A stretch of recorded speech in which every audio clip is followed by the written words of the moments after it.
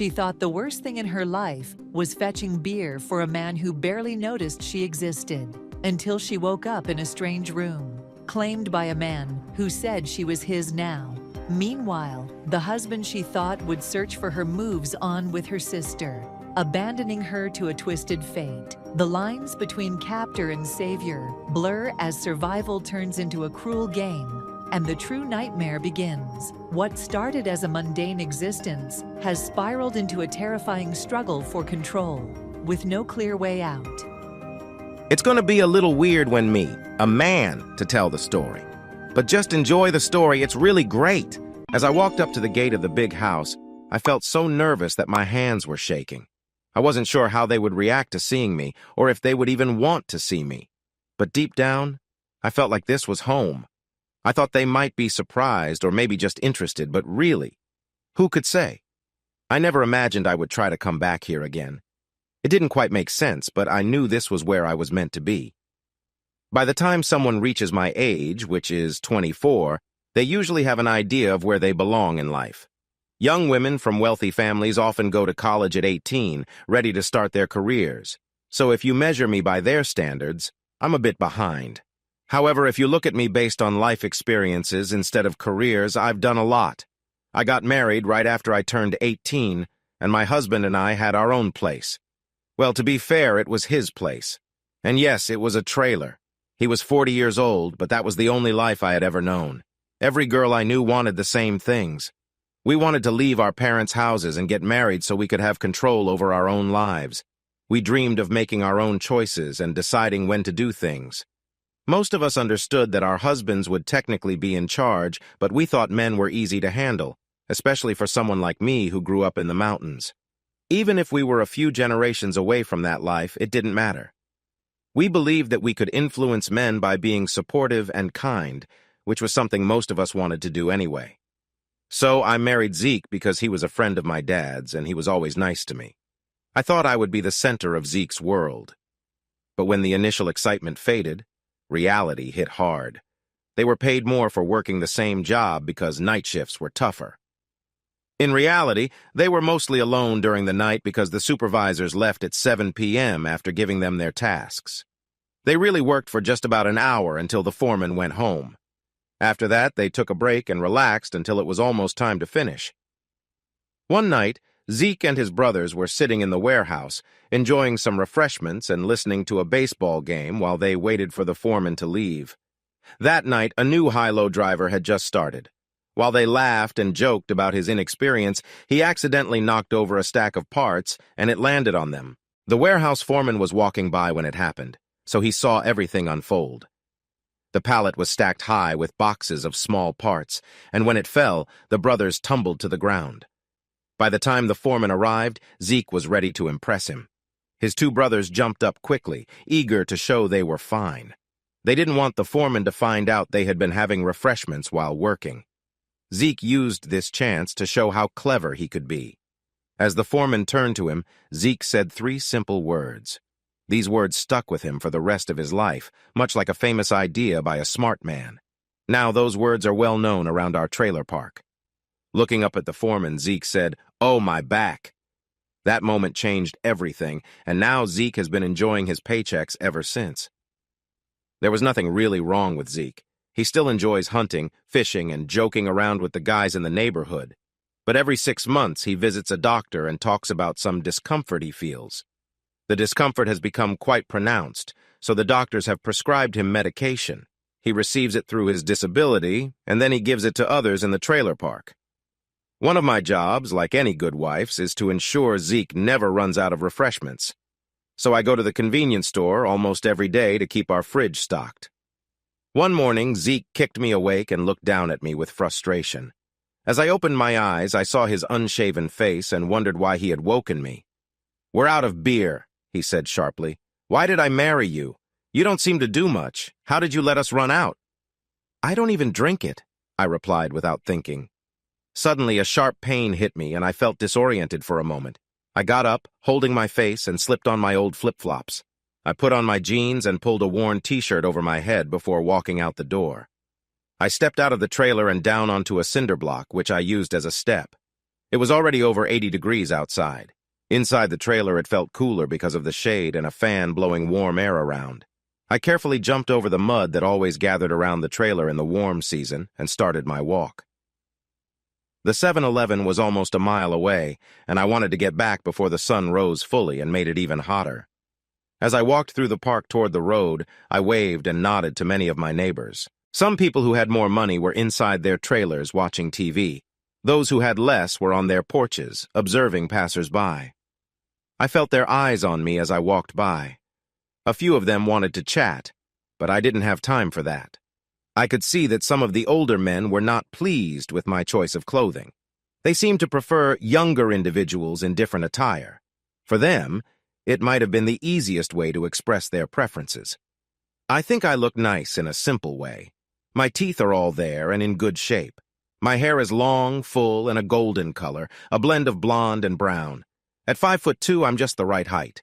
I have an average body shape, and my grandma used to say that anything more than you can hold in one hand is too much. I have nice hips and a round shape for my size. Overall, I guess my body is just average. Being average is good. It means I'm not too big or too small. I'm in the middle. Usually, when something is good and bigger than normal, there's often a downside. Susie Smith has received attention in the trailer park for her figure, but she also faces jokes about her proportions. Some guys in the neighborhood make light of her situation.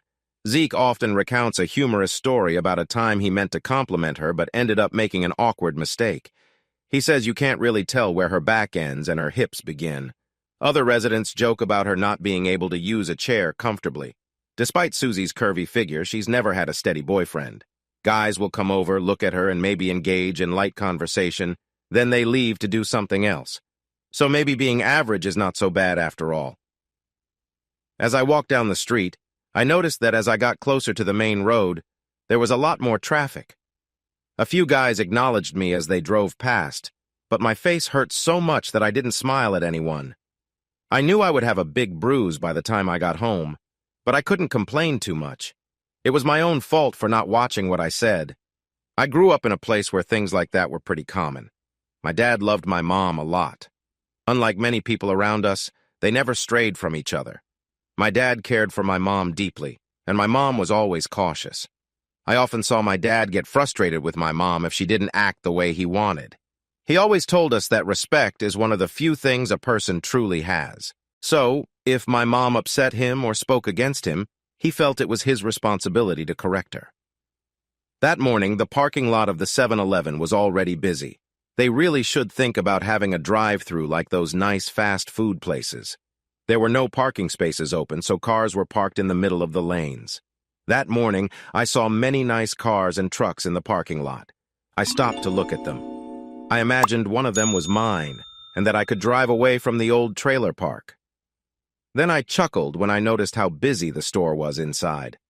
Suddenly, I realized that with so many people there, they might run out of supplies. I stopped my daydream and hurried inside. Zeke wasn't in a good mood with me this morning. The pain on the left side of my face showed that. If I came home without any beverages, things would be much worse. I pushed my way into the packed store and moved to the back where the drink coolers were. From how the store was arranged, it was clear they really wanted you to buy their expensive fountain drinks and Slurpees. The beer and soft drinks were way at the back of the store. As I made my way to the coolers, I felt some unwanted brushes against me more than once. It seemed like some truck drivers or other guys were taking the chance to invade my personal space. Every time I felt someone bump into me, I quickly looked around, but none of them met my gaze. When I reached the cooler, I felt a wave of worry. Zeke only drank shots beer, and the part of the cooler that usually held it was almost empty, with only 2 bottles left. I knew that if I came home with less than a whole case, Zeke wouldn't be happy. I hurriedly checked the cooler to see if the stock boys had moved the shots somewhere else. "Hey, Victoria!" called a voice from behind me. I turned around to see Chester Crawdad. Chester and I had been in school together for years. He was always the oddest guy I knew. Chester had been acting unusually nice to me lately. I wanted to believe that he had matured a bit, but it was hard to ignore that his change in behavior coincided with the warmer weather when I stopped wearing my coat. On that day, I considered letting Chester assist me, hoping it would help avoid any trouble for not bringing home the drinks. "This might be a good day for you, pretty lady," Chester said, his tone making me uneasy. "It could be a good day for me, too," he added. I masked my discomfort as I responded, "How could it be a good day for both of us, Chester?" "Because there might be a box of shots in the back, hidden away just for you to buy," he said with an unsettling smile. "Okay, bring it out," I replied. "I'll meet you at the counter." "Not so fast," he said. "That would only make it a good day for you. What about me?" "Come on, Chester," I sighed. "Can't you just do this as a friendly favor?" "When have we ever been friends?" he replied with a grin. "This is me being nice. I do something good for you, and you do something good for me. It can be beneficial for both of us." "All right, Chester," I said, feeling a bit defeated. "What are you looking for?" He stepped closer and spoke softly, ensuring only I could hear. "I want to know something special. You understand, right?" "I'm not doing that here," I said firmly. It felt clear that he wanted to get closer to me in a way I wasn't comfortable with. "Of course not," he replied. "Just come with me to the back of the store like we're going to get your drinks." With just the two of us in the shop and the manager preoccupied, I nodded and walked through the door marked "Employees Only." I didn't feel like I was doing anything wrong, as Zeke often had me help out with various tasks. As we entered the quiet area meant for employees, Chester's demeanor shifted. "Not so high and mighty now, are you?" he remarked. "You probably thought I wanted to get close to you, didn't you? Just so you know, there are others out there who would make you look ordinary." I felt uneasy, and by the time I sensed something was off, it was too late. As I followed Chester toward a crate of Schott's beer, an unexpected presence loomed behind me, and I felt a sudden rush of fear. I inhaled a strong-smelling chemical that made my legs feel weak, like a baby's. I felt like I was falling, but I never hit the ground. The last thing I saw was Chester's smiling face, but there was something off about his smile. Adam, today was the day. It marked the start of a long journey that I hoped would lead to a better life. For the last 5 years since I left the military, since I took care of a problem that came up after I got home, I had focused on building my family business. I hired, or at least tried to hire, a lot of guys like me, who had served and come back only to face sadness or a lack of opportunity. Now, I had a team of loyal workers who would go to great lengths for me when things got tough, and things were definitely tough. I felt very lonely, almost like it was a weight on me. I worked hard to help my community, but when I went home to a big, empty house, it all felt pointless. People are not meant to be alone. Loneliness can be as harmful as a serious illness. It slowly eats at you until you feel like you're just a shadow of your former self. My issue was that my past experiences made it hard for me to trust others. So signing up for a dating site like eHarmony didn't feel right to me. I thought it was all nonsense. I would laugh at the commercials, but my loneliness only grew stronger. Throughout history, men have found many ways to meet women. Who says that the way we do it now is the best way? Why couldn't I go back to the simpler days? Why couldn't I just go out and find someone, even if it meant being a bit adventurous? What about the Native Americans, the Vikings, and early Europeans? Why couldn't I just pursue the connection I wanted? Deep down, I knew this idea was wrong. I understood there were laws against it and many good reasons why it was not right. But I also thought that with my trust issues, this might be the only way to avoid being alone. The first step was to plan everything, including how I would escape. The truth is, even in our modern society, some things never change. If you have enough money, you can get away with a lot. I started creating a new identity for myself. It wasn't as difficult as I thought. Through friends who still worked in the service, I met other people in different government jobs. Before long, I found myself living as two people.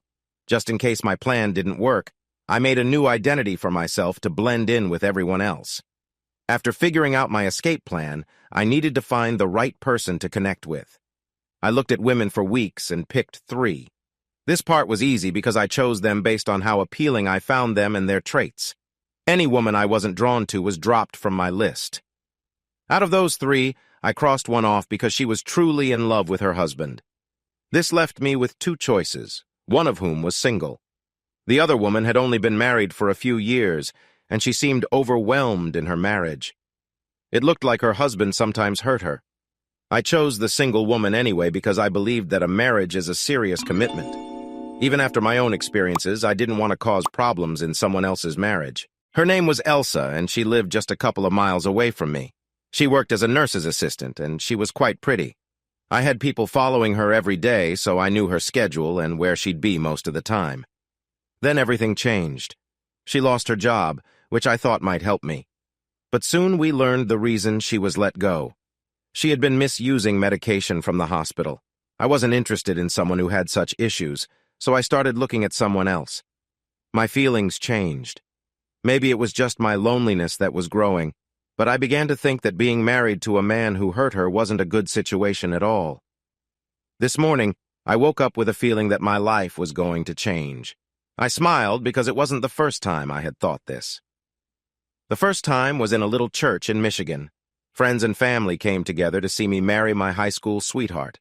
I think every man feels something special when he invites a woman into his life like that. Today, my life was going to change. I started my day at work like usual. I felt a little nervous, but I tried to act normal. I think I did well until the phone call came. I was sitting at a table with some of my managers when my assistant walked in. She told me the deal was done. I quickly excused myself and drove home. Driving is usually fun for me. I can buy almost any car I want. But as a kid, I loved old muscle cars. Right now, I drive a 2012 Shelby GT 500 Mustang. I really like that car, but today it was just a way to get where I needed to go. As I drove into my neighborhood and slowed down, the car's powerful engine made a loud sound that turned into a low growl. I waved to some of my neighbors before turning into my long and curved driveway. When I walked into the house, I took my time. The front door opened, and a man and a woman around my age were standing there. The man looked at me and nodded. "Simple and easy," he said. I followed them into the kitchen. I opened a door to a big pantry. The pantry had shelves stretching from the floor to the ceiling. They were filled with all sorts of food. Some shelves held cooking tools, pots, and special appliances. The back wall was covered with shiny pans hanging from hooks, using up a lot of space. Everything in that room was there for one main reason. If you asked most people, they would say it was cooking, but that wasn't true. The pantry was a secret door. The tall shelves were there so you couldn't see how it opened. I used a remote that looked like a garage door opener to unlock it. Then I went down a short set of stairs and stood in front of another big door. I opened it and stepped inside. The two big doors were connected so that only one could open at a time. Inside, I found a very large room. It was bigger than most small apartments. It had a spacious bathroom and even a small kitchen. On the bed, there was a young woman. She appeared pleasant but seemed unaware of it. She was 4 years younger than me, and while she didn't seem to realize it, she was now my responsibility. Zeke, I turned to Reb, feeling frustrated. "Where is she?" I asked. "That girl has been gone for almost an hour and a half. It doesn't take that long to go to the store and get some drinks." "Why are you asking me?" he replied with a grunt. "She's your wife, not mine." He looked around for something to spit his tobacco into. When he couldn't find anything, he stepped outside and spat on the ground before sitting down on a block that was used as a step. "Wow, it's hot out here," he said. "Maybe she had some trouble trying to carry everything back. You probably should have gone yourself, or at least let her use your truck." "After the way she talked back to me this morning?" I replied angrily. "She's lucky I even let her keep her sense of respect. She's too ungrateful for everything I've done for her." "I told you from the start that Victoria wasn't the right girl for you, Zeke," he said. "She read too many books when she was young. It gave her too many ideas." I remembered how I mentioned my best sister, Tammy. She was named after Tammy Wynette, and if she knew how to do anything, it was how to support her partner. "Tammy's figure is too big," I said. "Well, when you get Victoria expecting, her body is going to change too," laughed Reb. "But that might help her see things differently. When you welcome a child, it can shift perspectives." "Yeah, it's not like I haven't been trying," I said, "but I'm not as young as I used to be." Zeke," said Reb, "we need to have a serious talk." I felt nervous, but nodded. "Zeke, my dad was your best friend, so you're like family," he started. "I'm not sure how to say this. It's a tricky situation, but I brought up Tammy for a reason. They always say that the good Lord will help us solve our problems. They also say that a man's home is his castle, right?" I nodded, but I glanced at Reb, trying to figure out what he was getting at. "Zeke, maybe it's not you," he said. What do you mean? I asked. Do you and Victoria spend time together a lot? He asked. Probably not as much as I'd like, I replied. But we do find time to connect now and then. And that's exactly my point, brother-in-law, he said. She should have at least a couple of kids by now, if not more. You're right, I said. And clearly, you're not getting enough time with Victoria, but you won't stand up to her, he said. You're too lenient with her, really. I nodded in agreement. But a man needs to take care of his needs, Zeke, he continued. That's in the Bible somewhere, so no one would blame you if you looked somewhere else for what you need. He looked me in the eye, and I blinked. I thought so, he said. And I also think you did it in a very caring way for the family, didn't you? I guess, I replied. I'm sorry, Reb, but He raised his hand to stop me. Zeke, nobody is upset. You're getting what you need. Tammy, who has been by herself since Denny left and sadly died in Iraq, is as happy as can be, and until now, nobody else knew. I nodded, sensing there would be a but coming. But, he said, just like I expected, something is about to change. My heart sank. And that something seems to be Tammy's situation. Even if she's a bit heavy, you've gotten the wrong sister in a complicated position. It made me wonder if the issue with you and Victoria lies elsewhere. Maybe my little sister just can't have kids. I mean, you two have been married for 5 years now, and even if you say she just doesn't want to be close, something should have happened by now. I nodded in agreement. I really wish your father were still here, I said. He was a good man. If he sold you a bad pig, he would fix it, and... He raised his hand again to stop me. I'm going to make this right too, he said. But this isn't as simple as trading pigs. My dad would have just given you another pig. He gazed into the distance for a moment. I've got it, he said. You can also have Tammy. What? I asked in surprise. You're still married to Victoria, but we know there are problems there. You could go through all the trouble of getting a divorce, and really, you shouldn't have to deal with her issues. You've been patient for so long with someone who struggles a lot. It's very generous of you. But if you divorce her, you'll have to give her half of what you own. It might be easier to just keep her, but you can take Tammy too. What? I repeated, confused. Think about it this way, he said. Victoria isn't very interested in being close. Tammy is. Victoria seems unable to have kids, so some people think she isn't much help, just there to look nice. But even that can be a problem because she can be outspoken. So why not also take Tammy? He continued. Then you get the best of both.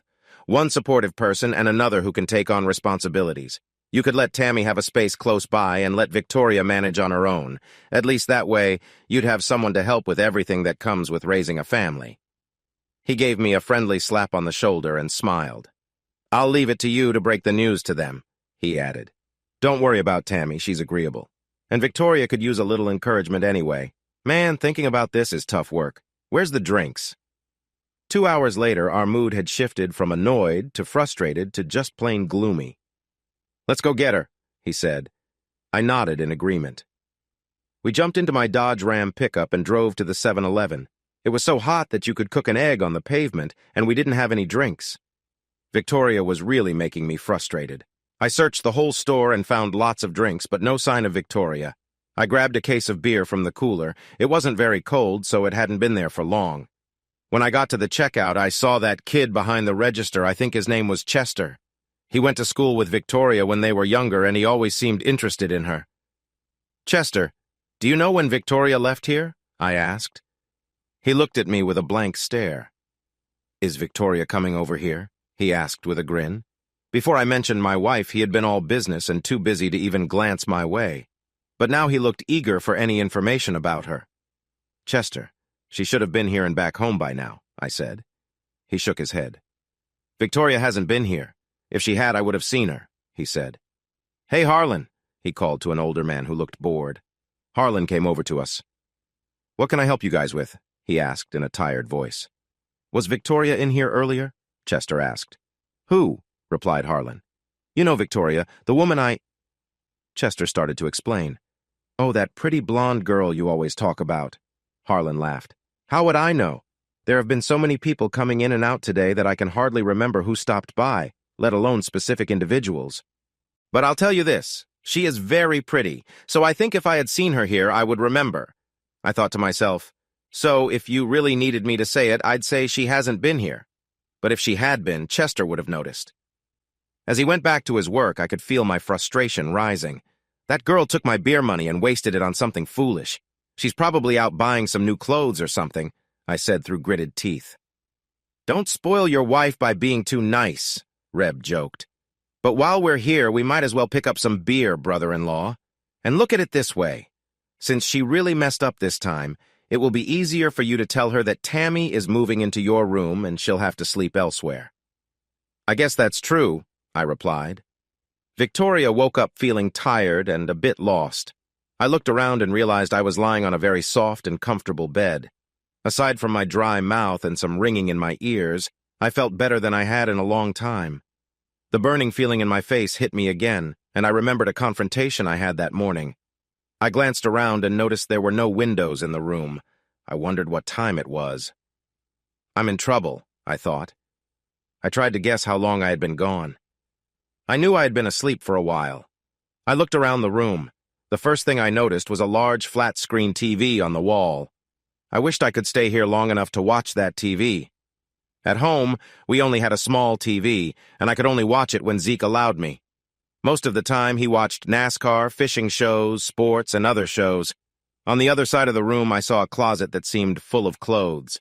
There were many pretty dresses, jackets, and blouses. That's when it hit me. Some really lucky person must live in this room, and they probably brought me here to rest after whatever happened to me. I tried to remember, but it was all a blur.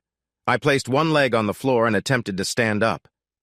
Everything started to spin around me. That's when I saw him. I sat back down on the bed and looked at him. He looked up from the object he was holding. As his eyes met mine, I saw his face clearly. He was a kind man with gentle eyes. Some attractive individuals can seem aloof, but not him. His eyes were warm and caring. He stood up and walked over to the bed. He smiled at me as if he was truly glad to see me.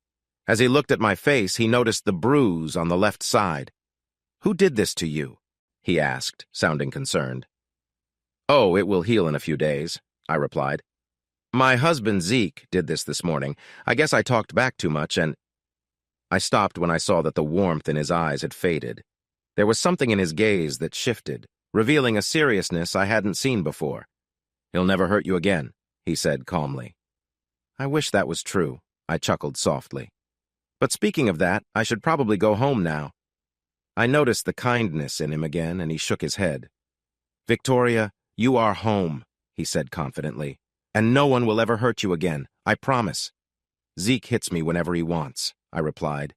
"But he's my husband, so he has the right to—" "No one has the right to hurt you, and Zeke is not your husband anymore. Victoria," he paused for a moment. "This is hard for me to say, and I hope one day you can understand. I really hope that over time you'll accept it. But you belong to me now." I started laughing, thinking it must be a joke. Maybe Zeke was playing a trick on me or setting me up for some reality show. I looked around for cameras, but I couldn't find any. "Okay," I said.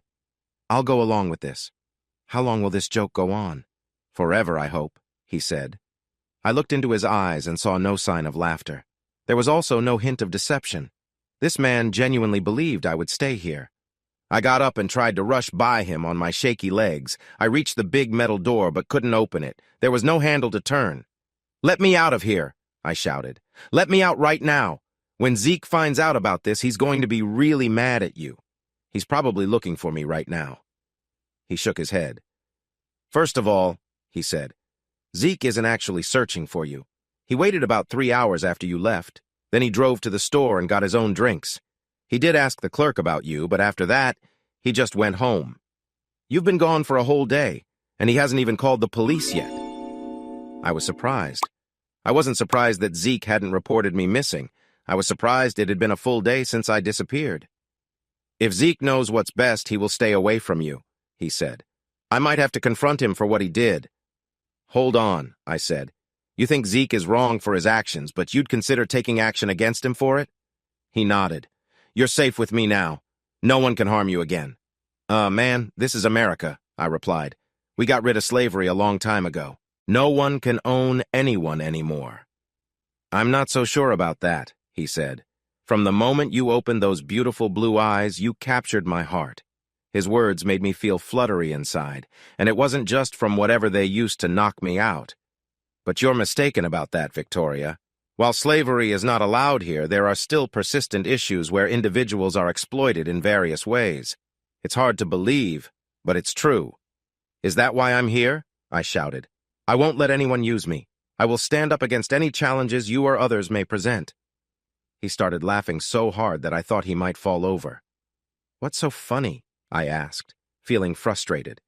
"You are incredible," he said through his laughter. "I wish I had met you under different circumstances.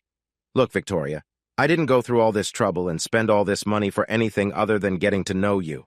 If you choose to be with anyone here, it will only be with me." I was taken aback. I couldn't understand why he had gone to all this effort. He was a good-looking guy, and I thought he could easily attract many women just with his smile. From the look of the place I was in, it was clear he had resources. That meant he could attract attention effortlessly. "So, let's talk about how things will go," he said. "I have a different idea," I replied. "You seem to want me for some reason. That's fine. I won't resist. How about I stay with you for a while, and you let me leave afterward?" He looked at me with a sad expression. His face was so full of genuine emotion that I almost started to feel sympathetic, too. "I wanted to start our time together in a nice way," he said gently. "Victoria, I don't have deep feelings for you yet. I've learned a lot about you. I know you appreciate this room because it has things you've said you like. I hope that over time you will come to know me better. But this isn't just about our closeness. You won't be leaving here soon. We will be in each other's company for an extended time." I could see he was sincere. Then he did something I didn't expect at all. He must have found a hidden switch because suddenly the big metal door swung open. I took off without thinking. As I got closer, I felt a strange buzzing sensation. He looked at me with a sad shake of his head. "Later," I thought while I hurried across the soft carpet. I wondered why he wasn't trying to stop me. The buzzing grew louder as I neared the door, wrapping around me. Just a few steps from the freedom outside, the buzzing turned into discomfort. I cried out and started to thrash on the floor. He came over, bent down, and gently picked me up. He carried me away from the door, and the discomfort suddenly stopped. "I'm sorry, Victoria," he said. I could see he genuinely meant it. "Can we talk now?" he asked. I nodded, still feeling a burn along my skin. "Are you hungry?" he continued. "We could eat while we chat. I know you have many questions. What would you like to eat?" "What do you have?" I asked, realizing I was really hungry.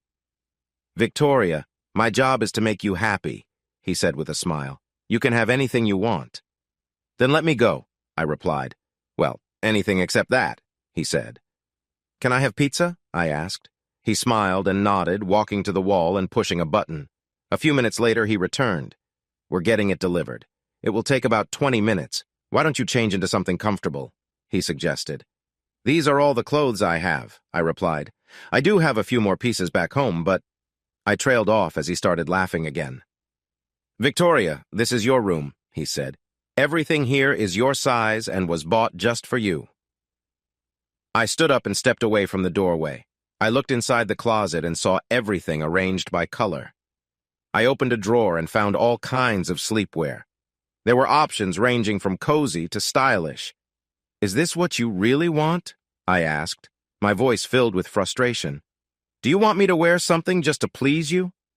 "Victoria, I just want you to feel good," he replied.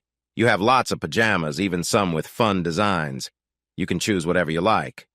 He walked out for a few minutes. As I looked through the drawers, I found he was right. I discovered pajamas in various fun styles and colors.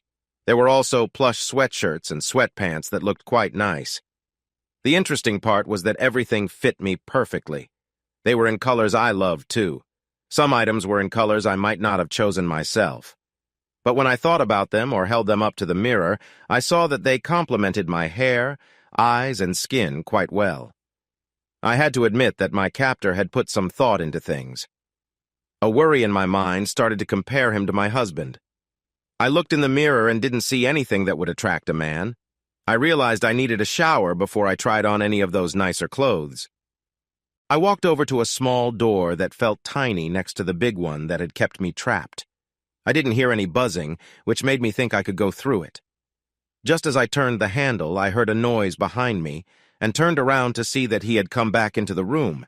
As he noticed my state of dress, he quickly turned and stepped back outside. "Sorry," he shouted. "I didn't think you'd be getting ready." I was puzzled.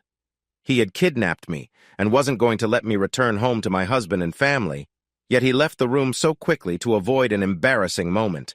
On the other hand, he had already said that if I was going to be with someone, it would be with him. None of this made sense.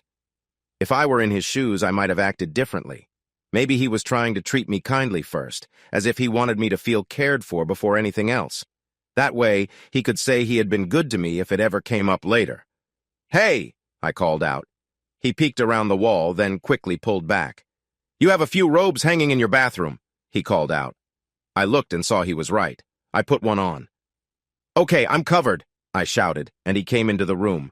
He was holding a bottle of wine and 2 glasses in one hand and a bottle of beer in the other. He stepped back out to grab a cart with soft drinks on it. "So, what is happening here?" I asked him. He just looked at me with curiosity. "If you're going to harm me anyway, why are you acting so strangely?" He looked really upset and nodded. "I think I get what you mean," he said. "But you have it all wrong. You're not going to be harmed, not ever." "But you said we were going to be close," I pushed back. "I said I wanted us to," he repeated. "But it will always be your choice." I couldn't believe it. "So you mean you're okay with taking me away from my husband and my family without my say-so, but you won't force me?" "That does sound strange, doesn't it?" he confessed. "Then why didn't you want to see me like this?" I asked. "Victoria, I hope that one day you'll trust me, and maybe even like me a bit," he said, looking shy. "I can't earn your trust by invading your space. This is your room. It's your part of the house. You're in control here." Just then, the intercom beeped, and a voice announced that the pizza had arrived. He went to the intercom and asked them to bring it down. A few moments later, the woman I had seen before entered, carrying the pizza. She didn't seem surprised by anything in the room, which made me think that she had been there before. She didn't look at me directly. It felt like she was trying to ignore my presence, which made me wonder if she felt uneasy about the situation. She could be helpful for my escape plan. My captor, named Adam, and I had a conversation that was almost friendly. He told me all about the room and the things in it. I had a computer that I needed to learn to use. I could go online, but I could only send out a few things. I even had a credit card for shopping online. He looked a bit sad when he told me I could order anything I wanted, but I couldn't contact anyone by email, message, or text. He also told me about the 3 robes. One was made of silk, another was cotton, and the last was terry cloth. He didn't know which one I liked best. I was faced with the fact that I really didn't know what to do since I had never owned a robe before. I had a big 72-inch TV with cable, so I could watch anything I liked, anytime I wanted. If I felt hungry, I could just use the intercom and ask for food. I could also cook for myself. If I wanted to make something that didn't fit in my small kitchen, I could use the large kitchen in the main house. Once I adjusted to everything and demonstrated that I could be trusted, I was promised more freedom. This freedom would come gradually. If I behaved well, I could use the whole house and then the outdoor space as well. If I continued to prove myself trustworthy, I would eventually be allowed to leave the property and we could go on trips and vacations. "Like where?" I asked. "Anywhere you want to go," he answered. "So how can you be sure that I won't get overwhelmed and start yelling the moment I see the first person who will listen to me?" I questioned. "I could just keep playing nice until we were outside," he replied. "You are a very young and kind individual, Victoria," he said.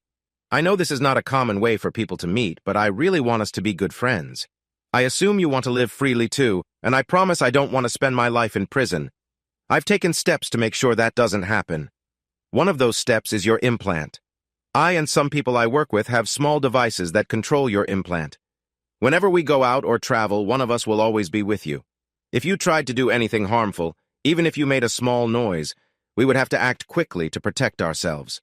The moment you tried to leave through that door was just a small taste of what we could do. You'd be in too much discomfort to tell anyone anything, and that discomfort, if not addressed, could lead to serious complications, he said, looking down. We've all made choices in the service of our country that we aren't proud of. We might not agree with them, but if it means protecting our freedom, we wouldn't think twice. So while I believe I could care for you, I would make the difficult decision without hesitation. Even if someone found a skilled doctor, they would need to know precisely where the issue lies and how to address it safely. The chance they would have the right resources available is very low.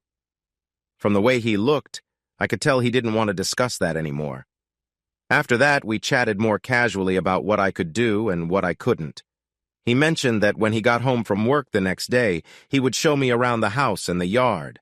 When I asked him what I should do during the day, he just smiled and said, "Do whatever you want." And he really meant it. The next morning when I woke up, I stretched my arms and looked around, feeling like I had just enjoyed a wonderfully restful sleep. I thought about finishing the leftover pizza, but then I noticed a note he had left on the table next to my cozy bed. The note wished me a great day and said that if I needed anything, I could just talk into the intercom and it would be taken care of. I enjoyed a long bath with refreshing bubbles. After that, I explored the closet and drawers to find something to wear.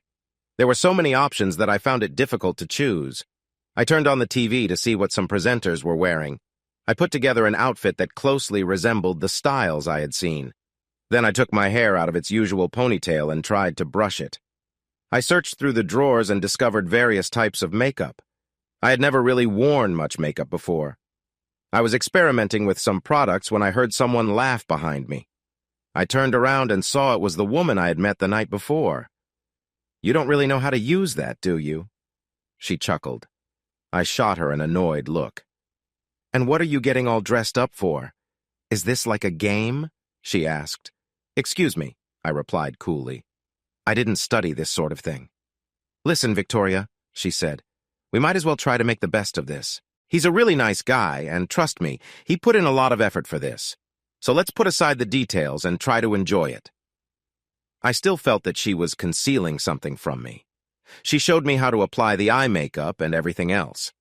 Over the next few weeks, I learned that she had actually bought many of my clothes and set up my room. She took a step back, looked at my face, and nodded in approval. "You look nice," she said, "but we should fix your hair. As for your clothes, sweetie, he will probably show you around the house and yard. So you're not really going anywhere. I think you'd be more comfortable in some jeans or shorts. It's going to be really hot today, over 90 degrees. You'll have plenty of chances to dress up later." Even though I knew she was right, I loved the dress I had picked out so much that I stubbornly decided to keep it on. When Adam got home, I could tell right away. He came straight to me as soon as he walked in, knocking politely before entering. "This is your home, Adam," I said. "Not this part," he replied. "Well, please come in," I said. He walked over and looked at me, and his whole face lit up. It made me feel a bit strange. "What's wrong?" I asked. "You look so wonderful," he said. "I wish." He paused. "What do you wish for?" I asked. "I wish we could go out tonight and do something special that fits that dress. I would love to show you off," he said. I felt a strange flutter in my stomach at his compliment. I had been married to Zeke for more than 5 years, but I had never felt this way before. Adam reached out his hand and gently guided me through the big door to my room. He took me on a tour of the whole house, and I really liked it. The house was lovely, and there was so much space. We stepped outside to see the patio in the back and the pool. There was a little wooded area on one side, but the whole place was fenced in. That evening, and every night after, Adam and I spent a lot of time together. I truly believed that he spent more time with me in those early months than Zeke and I had during our whole marriage. We played games and watched movies together. Some nights we grilled steaks and looked at the stars before I went back to my room. He taught me how to swim. I never learned before because I grew up in a trailer park far from any water. The closest I had come to swimming was taking a bath. During all that time, he never made any advances toward me. I was really enjoying it. What was very strange was that he gave me updates. No one had said I was missing for the first month I was gone. I watched the news every day, but there was nothing about my disappearance on TV or in the newspapers. Finally, almost 3 months later, I saw a short story on the news. They had interviewed my brother about what happened to me. They only mentioned I was missing because my birthday was coming up, and some family members asked where I was and sent me cards. While they spoke to my brother Reb, who didn't seem very upset about me being gone, the camera showed the park. For just a moment, I saw Zeke. He tried to stay out of sight, but they caught him anyway. My husband, Zeke, was lying on the sofa on the porch with his feet up and a drink in his hand. He really didn't look very worried about me missing. My birthday was a big deal. Adam celebrated my birthday for a whole week. Every day, he brought me home another gift. On my actual birthday, he took me to a nice restaurant. I could see that he felt a little nervous about it, but he didn't need to worry. My desire to leave had faded away. I felt a bit sad and a bit angry at the same time. I was sad because the people who knew me and had been with me all my life didn't seem to care that I was gone. I was angry because my husband acted like my disappearance didn't matter. I always thought they would be searching hard for me, putting up posters or even having my picture on milk cartons.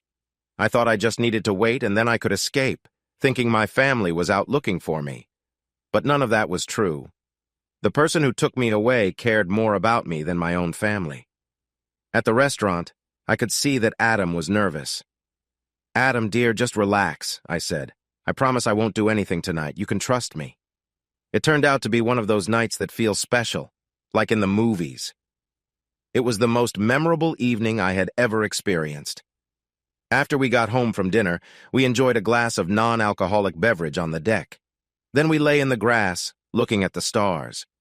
He pointed out different groups of stars to me, but I wasn't really focused on the stars. I was just listening to his voice.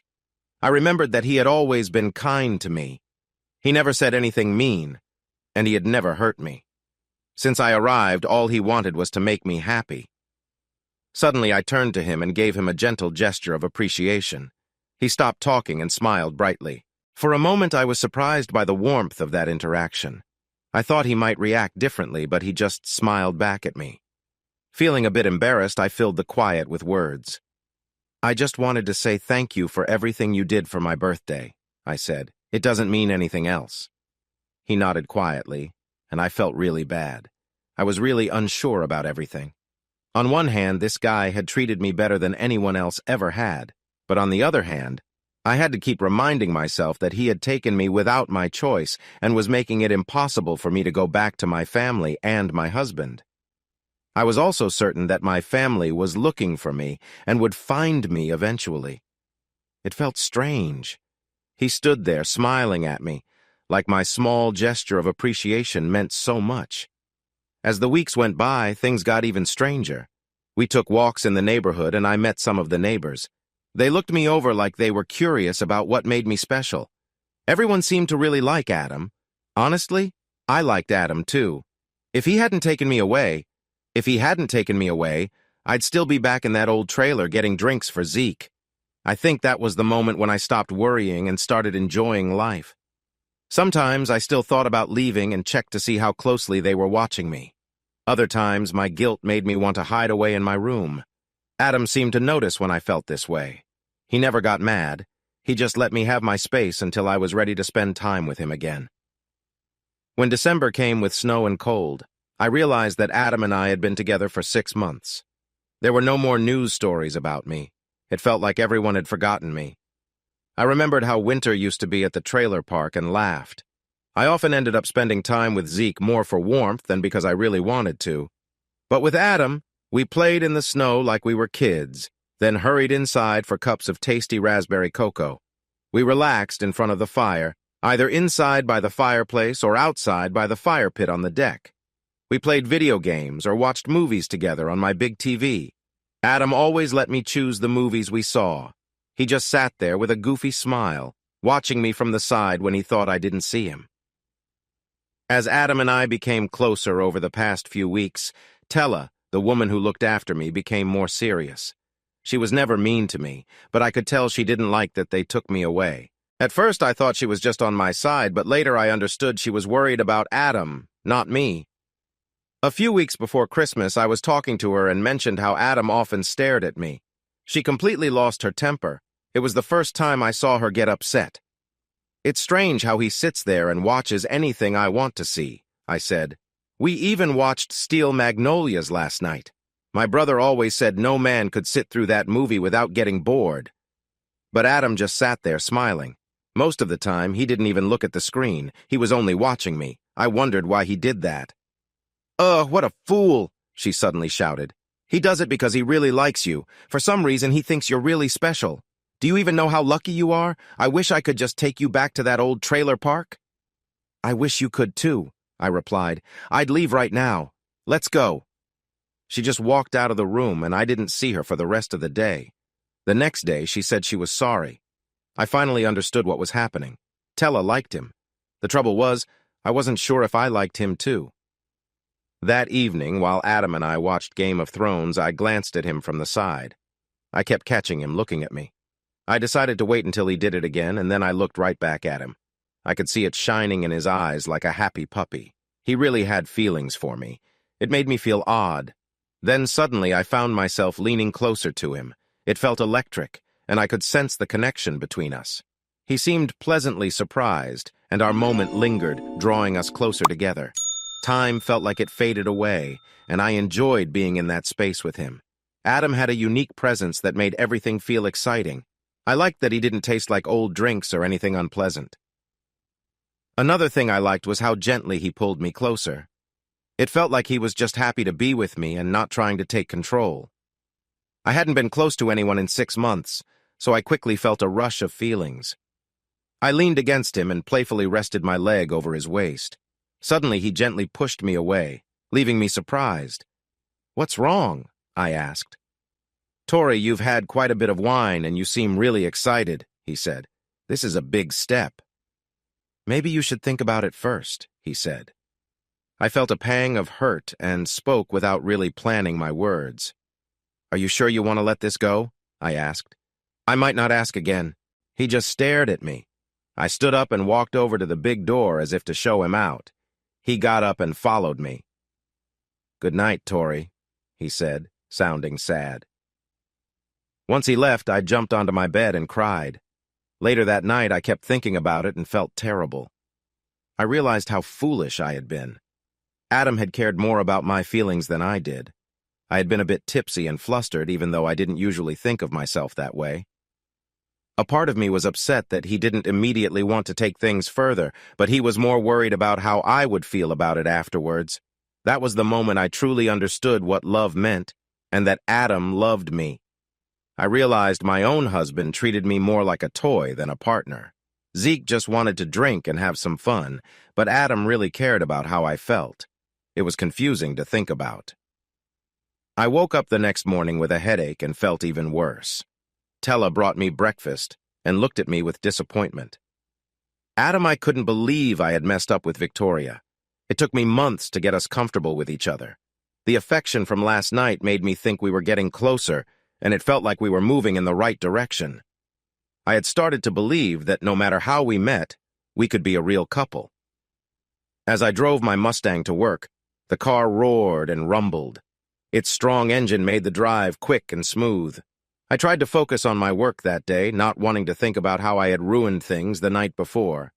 For the first time, Victoria had actually asked me to leave her room. All I could do was hope that one day she would understand what really happened and why I acted the way I did. I wasn't pushing her away. I just wanted her to know the truth. Maybe I should have explained about Julie. If she knew what happened between us, she might understand why I had to be careful. My heart was still healing. I didn't know if it could take another heartbreak. Victoria was a confusing part of my life. I had gathered a strong group of friends from the military, most of whom I had served with. Some of them, especially Tella, thought that being with Victoria was too risky. Tella even said she would look out for Victoria in a very firm way and leave her at the corner store. I didn't understand why Tella felt so strongly that Victoria needed to go. She had always been very protective. The problem was that I already loved Victoria, and I couldn't turn back now.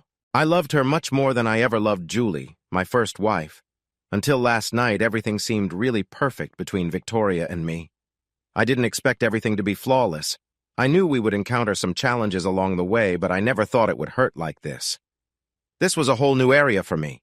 In business, we studied our competition very closely. We looked for their weaknesses and found ways to overcome them. Sometimes we took over their companies or worked with them. I have to admit, we could be tough, but that was just business. I wish love could work like that. I struggle with feelings and emotions. If it were my choice, I would have already married Victoria. I would have told her from the first moment I saw her that I had loved her right away. My mind reminded me every day of how much Julie had hurt me, so I had to be cautious. I told myself from the start that I wouldn't share my feelings with her until she showed me hers. Last night was tough, but I could handle it. I would give her some space for a few days and wait for her to reach out. Every day, I received updates about the people we were watching. I was surprised to find out that Victoria's husband had already moved on with another woman. Just a day after Victoria went missing, he had brought her to stay in his trailer. What made it even stranger was that this woman was Victoria's own sister. And to make matters worse, Zeke had apparently gotten her pregnant. Still, it seemed like everyone in the family was okay with it. It felt almost as if no one was really looking for Victoria. It felt as if Zeke had asked for another sister to take her place, and that's exactly what he got. The police had talked to Zeke. He admitted that he had been a bit rough with her that morning before she went out. They thought she had just left him. They wanted to charge him with domestic violence, but they couldn't do anything without a complaint from her. On the other hand, they couldn't charge her for taking the $20 he gave her without proof he had given her the money. Since she was gone, there was no one to charge. After visiting the trailer, they figured she was likely better off wherever she was. So, it was clear why the police weren't working hard on the case like they normally would. Zeke, I stretched my neck to see around Tammy. She was always so close to me, never more than 2 feet away. "Tammy, can you move a bit? I want to watch the TV," I said. She smiled and moved closer, so I could keep watching the end of the race. Every time I was with Victoria, it felt like I had to convince her to be close to me unless she wanted something first. When the bill came and she expressed interest in some expensive item, she'd agree to be with me. But even then, she'd just lay there with her eyes closed. Sometimes I thought she was asleep while we were together and woke up when it was over. That really hurt my pride. I also found out that she had been deceiving me. After she left, taking my money, Tammy found some of Victoria's things and put her own clothes in that drawer. While cleaning, Tammy discovered Victoria's birth control pills. For all the years we were married, I thought I couldn't have children because I was getting older. But Victoria had been on birth control this whole time. It felt like she didn't want to have kids with me. It was as if she thought I was good enough to help her leave her parents' house, but not good enough to be a father. My biggest concern now, and Tammy's too, was that someday Victoria would return. And Victoria was too proud to sleep on the couch. Even her name sounded fancy. She only accepted being called Victoria. If anyone tried calling her Vicky or Vic, she would just ignore them. It made me wonder how a woman could grow up in a trailer park and act so high and mighty. How could two sisters be so different? The only thing Tammy cared about was being close to me. She had already expressed that once we had our first child, she wanted to have another one. I wasn't sure if she just liked kids or if she enjoyed being by my side. But I was not looking forward to Victoria showing up again. I figured she would eventually do it just to annoy me, but I really didn't want that to happen. After her angry outburst, I knew I couldn't talk to Tella. In fact, I felt like there was no one I could share my feelings with about what happened the night before. When I thought about it, I understood that I had one more reason to leave this place. I was sure my family was worried sick by now, and I even started to question my own feelings. I thought I might be experiencing something akin to Stockholm Syndrome. Stockholm Syndrome is when someone who is taken against their will starts to feel sympathy for those causing their distress. People who are mistreated can begin to think that they deserve that treatment. They might also start to believe in the perspectives their captors endorse. In my case, I had started to think that what Adam was doing to me was not so bad. The worst part was that I was even starting to have feelings for him.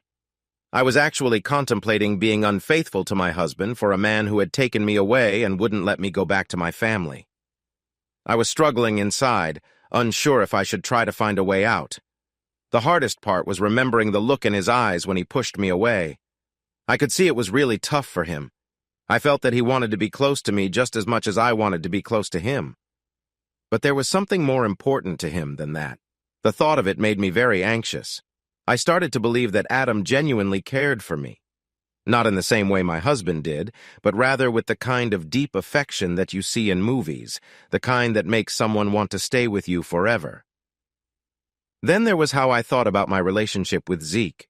It was like what my grandmother always said. It was something a woman typically did for her husband. "Just close your eyes and wait until it's done," she told me. The first time it feels really intense, but after that it's just not pleasant. She was right about that. Maybe it was because my feelings were growing stronger and it had been some time since I had shared that kind of intimacy with someone. I had also had a little to drink, which probably didn't help. But I found myself wanting to be closer to Adam.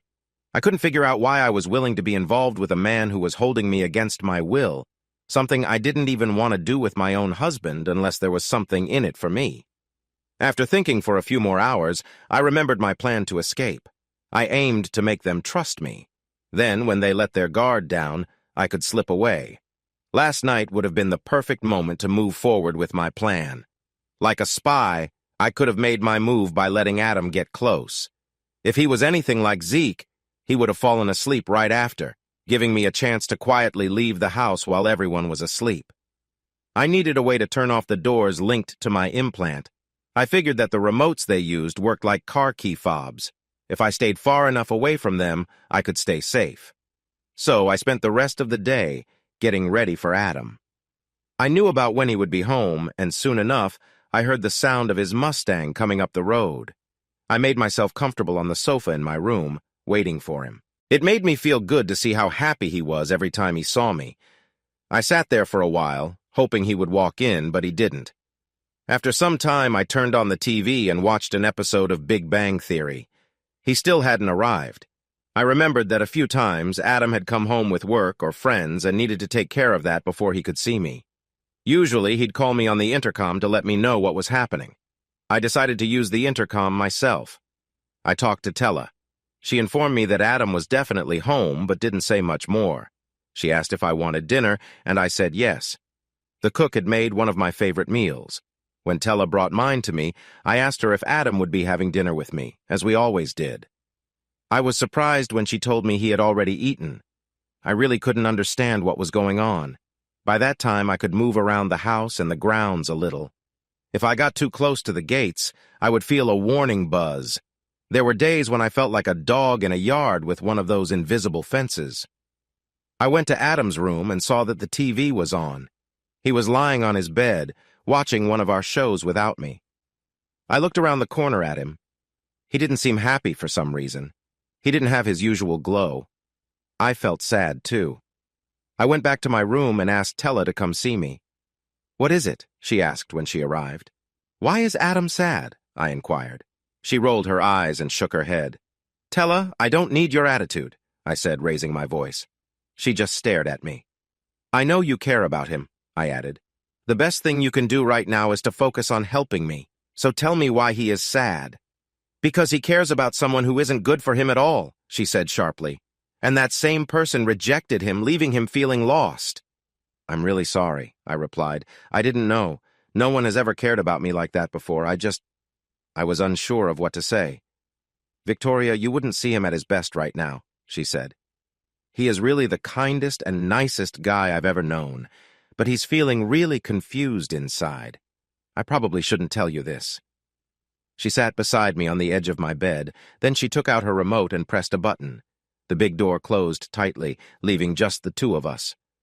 "You know that many of us served in the army together, right?" she asked. I nodded. "Adam was our leader. We all relied on each other and never left anyone behind, no matter what. We came from different places and had different lives, but when we were together, we worked as a team. We all had our reasons to stay alive and make it out of that tough place in one piece. For Adam, it was Julie. She was the love of his life. They had just gotten married a few days before he had to leave for deployment. The two of them decided to wait until after they were married to share their lives more intimately, which seems a bit old-fashioned now, but that's what they chose." I nodded in agreement. "I also waited until I married Zeke," I said. "My sisters were dating everyone around, but I never felt in a hurry. Even after almost 5 years with Zeke, I still don't see what the big deal is." "Anyway," she continued, We spent 18 months away from home, and when we returned, life went back to normal. Julie was living in the house where Adam grew up. His dad had passed away while Adam was away. He got to go home for the funeral, but that was the only time Adam had been home during those 18 months. He must have been really glad to see her, I said. Not really, said Tella. Julie was 5 months pregnant. Adam was heartbroken. It ruined his trust in everything. He went through a lot to end things with her. At first, she tried to make him believe that she was just feeling lonely. So, he hired some private investigators to find out what really happened. It turned out that Julie had gone out with some friends, got very drunk, and ended up in an uncomfortable situation with someone she didn't even know. One of her friends told the investigators what happened. She even said that Julie had cried for weeks about hurting Adam and how unhappy the experience was. But after some time, it seemed she thought any attention was better than none. So she started going out to bars, foolishly thinking Adam would never find out. Eventually, some of her friends stopped going out with her because they were embarrassed to be with her. They felt she had changed so much. Many people in town looked down on her because Adam was out there serving our country while his wife was back home acting inappropriately. The hardest part was that Adam didn't have to go. He was the only child in his family. His dad owned a business, which meant he could have found a way to keep Adam safe at home. But Adam didn't want any special treatment. Adam cared for her deeply, so when she tried to convince him that the baby was his, he wanted to believe her. He even started going to doctor appointments with her, but one day they came across one of Julie's other friends. He didn't think they were together. To be fair, Julie hadn't told many of those guys that she was married, so he walked up to her and put his arm around her, saying he'd visit that evening. Adam confronted the man right then. When the man realized who Adam was, he shared everything that had happened. That was when Julie shared her "I was lonely" story, and Adam decided to hire private investigators to find the truth. Once he talked to her about what was really going on and got the doctor to prove he wasn't the father, he started the divorce process. Julie tried hard to win him back. She even attempted to stop the divorce. Adam felt hurt and upset. He hired the best lawyers he could find because there was a lot of evidence against Julie, and many people in town had seen her actions and didn't approve. Strangely, even some of the men who had been around her came forward to help Adam. Most of them were just regular guys who, when approached, had gone along without asking questions.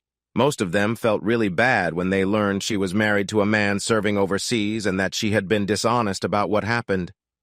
The most challenging moment for Julie came when her doctor informed her that Adam could not be the father of her baby, though she had been trying to make him believe he was. This was dishonest, and the judge, understanding the situation, granted Adam a divorce.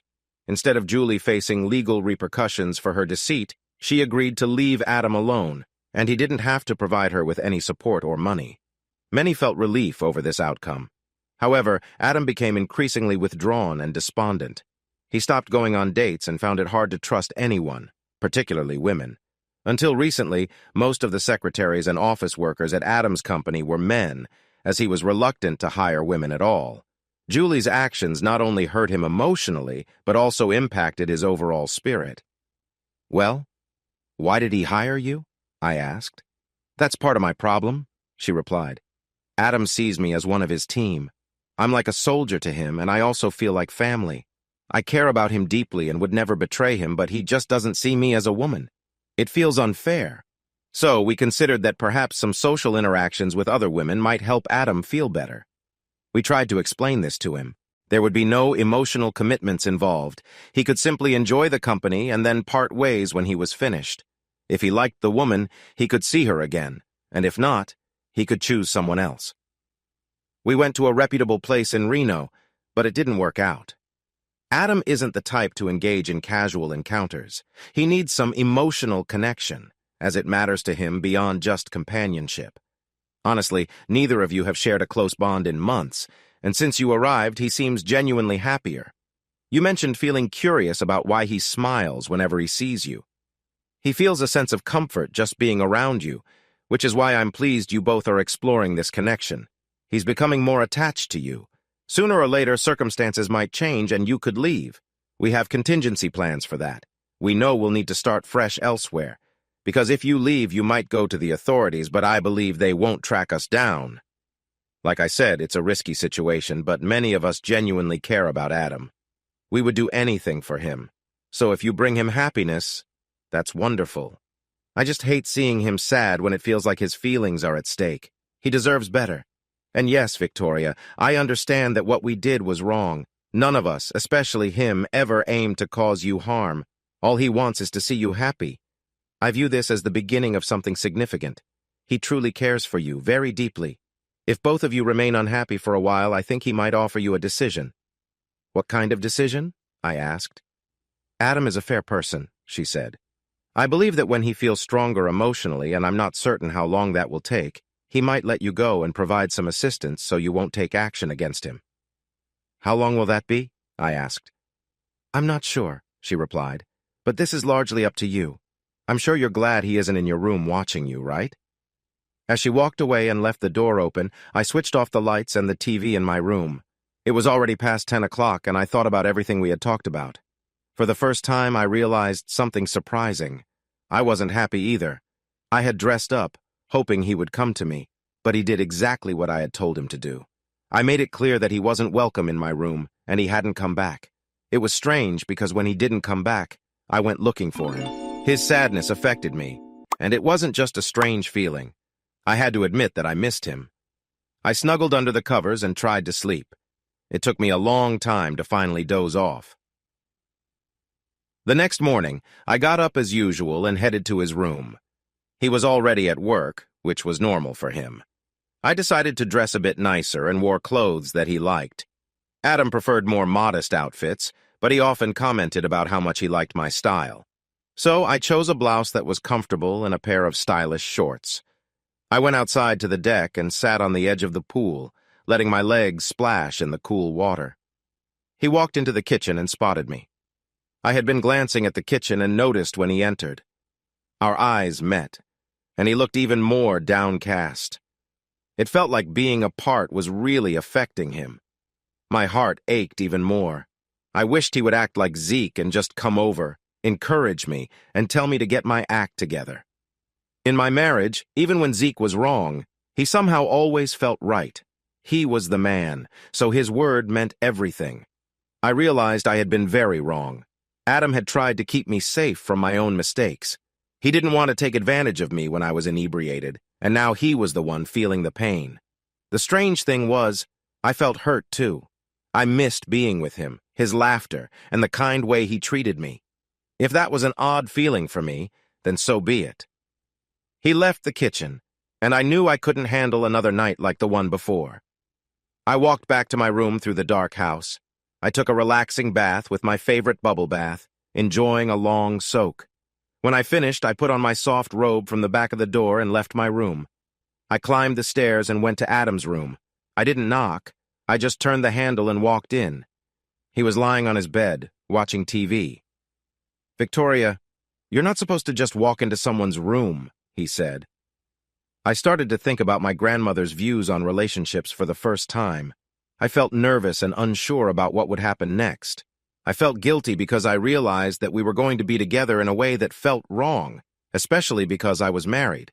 I had often worried that Zeke, my husband, might be unfaithful, but I figured that was just what many men did. Still, I had never been with anyone else. It was mostly because I had never felt a strong desire for connection. But at that moment, it was different. I felt a real longing for closeness. When his attention moved closer, I found myself encouraging him to engage more with me, and he responded to that.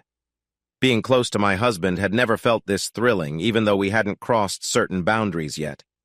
His playful gestures surprised me. Adam moved in closer, and I felt a surge of awareness. Most of my life, I had been pretty reserved in such situations. Zeke used to say I didn't express much. Not that he ever initiated much beyond that. Even after years of marriage, he never wanted to delve deeper into our relationship. He said that it felt inappropriate. My whole being felt alive as Adam continued to engage with me gently. I noticed that I felt different. I was more attuned to myself, almost radiant. Adam gently encouraged a sense of openness within me. The sensation was overwhelming. Then he began to enjoy my presence like someone savoring their favorite comfort. "I'm here for you, Adam. I said softly. He moved closer, and it felt unlike anything I had experienced before. With Zeke, it always seemed forced and uncomfortable. I just let him take the lead, following what I thought I should do. This time was different. It felt like we were meant to be together in a way that felt natural and right. I was so at ease that there was no discomfort at all. It was just amazing. When he began to move with me, I didn't try to control it. My senses seemed to respond on their own, and I leaned in closer. I really wanted to connect with him more. My mind was a bit clouded, but everything felt in harmony, like we were created for this moment. It was as if everything within me opened up, welcoming him completely. I felt a strange sensation inside me, something I had never experienced before. It was overwhelming, like I was losing my balance and about to fall. A moment later, I felt something warm and strong, and it made me shiver with surprise. Adam tried to step back, but I wanted him to stay close. I held on to him tightly, as if I could not bear for him to pull away. I love you, Tori, he said. I couldn't believe my ears. I was so surprised that I didn't know how to respond. I knew I should have said that I loved him too, but I was too stunned to speak. Hearing him say those words felt much more serious than when Tella said it. It seemed like Adam had given me something very precious that I wasn't sure I deserved. Then I tried to lighten the mood with a joke, but I realized that I really wanted to share my true feelings with him. I looked into his eyes, hoping to express everything that was in my heart, but a mix of guilt about what I had just said and my bad sense of humor ruined that nice moment. I thought you said you'd never hurt me, I joked lightly. The look on his face showed pure shock. The eyes I had grown to love widened in surprise. He gasped sharply, and I realized I had hurt him. He covered his stomach and hurried to the bathroom, where I could hear him struggling to catch his breath. I was just as shocked as he was. While he took my bad joke seriously, I suddenly remembered something important that I had forgotten. That afternoon, Tella had told me how sensitive he was in emotional situations. The poor man had already had his heart broken badly by a woman before. Then he reached out to me. Yes, he had a really strange way of doing it, but I didn't care about that at that moment. After what we had just gone through, I didn't care about the little things. I felt like we had connected in a deep way. He had made me feel so loved and alive in those few minutes more than I had ever felt before. He had to understand that. He had to know that I was only joking, right? I was the one who went to his room looking for him. I walked in and closed the door. I climbed onto the bed and told him I wasn't drunk. I expressed my feelings and asked him to be close to me, but he hesitated, trying to determine my sincerity. "Adam?" I called out. He didn't answer, and then I heard it, a sound that made my heart drop. I knew instantly that Adam had found his way to his car, and he was leaving. I had no clue how he managed to get out of the bathroom, let alone the house. I was nearly out of control. I jumped off the bed and ran down the stairs. Damon and Tella were in the main hallway trying to understand what was happening. Adam obviously hadn't had time to explain anything to them. I wanted to rush past them and outside. Damon tried to stop me, but I was set on my path. I ducked past him and headed straight for Tella, who didn't even try to stop me. Just as I reached the door, I heard Damon shout, "No!" I felt a strange buzzing sensation, but it had been so long since Adam had shown me what it meant that I had forgotten about it. I was allowed to roam everywhere on the grounds, but going outside felt like a big mistake. As I stepped out the door, a sharp pain shot through my body. It hurt so much that I couldn't hold on, and I fainted almost right away. The first time I felt that pain, I had been walking, allowing myself to slow down and step back. I was running as fast as I could when the pain hit me, leading to a sudden fall. Just then, I felt Damon's strong arms grasp me and pull me away from the door until the pain subsided. Through a fog, I heard him speaking to Tella in an urgent tone. "You could have at least tried to stop her. It's our job to keep her safe," he said firmly. "Forget that," she replied sharply. "If she hurt him or caused trouble again, they might never find her. Lock her up in her room while I call Adam. Until he tells us otherwise, she's not going out of her room anymore." When I woke up later, it was past midnight. Tella was sitting in a chair by my bed watching TV. "My head hurts," I said, looking at her. "Where's Adam?" "What did you think would happen?" she asked with a sarcastic tone. "You could have at least tried to warn me," I shot back. I had no idea it would end up like this, she said. His car is really fast. Did you plan to show off and hope they'd take it easy? I just stared at her. Where is he? I don't know, she replied. I have no clue why he left, but I think you do, so tell me. It's personal, I said. She tilted her head and looked at me, making me uneasy. I can't hurt Damon. He's family, she said firmly. I realized that Damon being there was likely why I was safe. Look, we both want him to be okay, she continued calmly. Actually, we both want the same thing. We both want you to leave. Let's work together on this for now, and maybe we can find a way to get you home later. I didn't have the heart to tell her that I wasn't sure I wanted to leave anymore. I stumbled over my words. You were together, she finished for me. Just say it. It's not a secret. Everyone in the neighborhood probably knows. I could see a hint of jealousy in her expression, despite her sarcastic words. Anyway, I said, it wasn't just that. We shared something really special. It felt beautiful. I've never experienced anything like that before. Aren't you married? She asked. Doesn't your husband? She paused abruptly, as if reconsidering her words. But it's never been like that, I replied. I promise, it was the best time I've ever had. Not just a great moment, it was the best experience of my life. Then he expressed his feelings. Her eyes narrowed and her demeanor turned serious. Tella, it was such an unusual moment. I didn't know how to respond, so I made a joke and... She stared at me as if trying to make sense of my words. He opened his heart to you and you made a joke about it? She asked, overlooking my feelings. This made me feel even worse. It must have been quite a joke, she said, shaking her head. Tell me what you said. I told her my words, and she nearly lost her balance. You're really not thinking clearly, she said sharply. Making light of important issues is not okay. It's one of the worst things that can happen to anyone. Also, it's very serious to accuse someone of that. Plus, Adam feels a lot of guilt about you. What does he have to feel guilty for? I asked. Are you forgetting that we took you away? She asked. He's been thinking a lot about letting you go, so just keep counting those days and soon you'll be back with him, Zeke. $1,000, I said again. The woman in front of me nodded and glanced at her clipboard. Really, it's $500 for you and $500 for Tammy, but if you want to combine your money, that makes it $1,000. And all we have to do is share how we feel about our loss? I asked. Yes, that's right, she replied. Can we do it now? I asked. She waved to a cameraman and he began to set up the equipment. I walked over to Tammy. Hey, I need you to do something for me, I said. I need you to talk to that camera and express how much you miss your sister. I don't miss her at all, Tammy snapped. Is that what you want me to say? No, that's not right. I need you to get emotional and talk about how sad you are that she's gone. Think of it like we're acting in a scene for a movie, I told her. Just watch me. The man set the camera in front of me and I began to speak. The woman asked if I missed Victoria. Only every day, I replied sadly.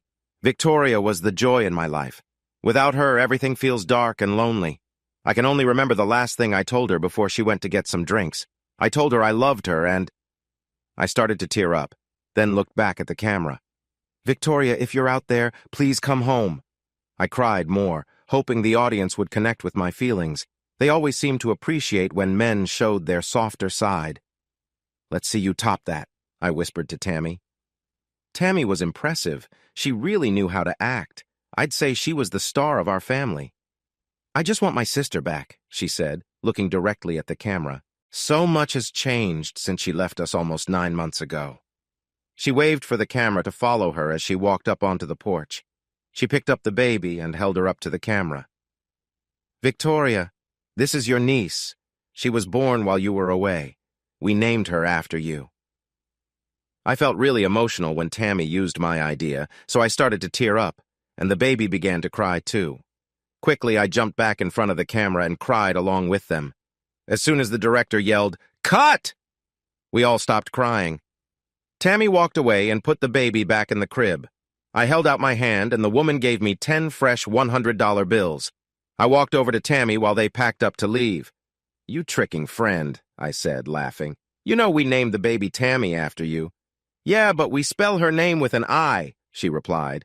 I took $100 from the stack and handed it to her.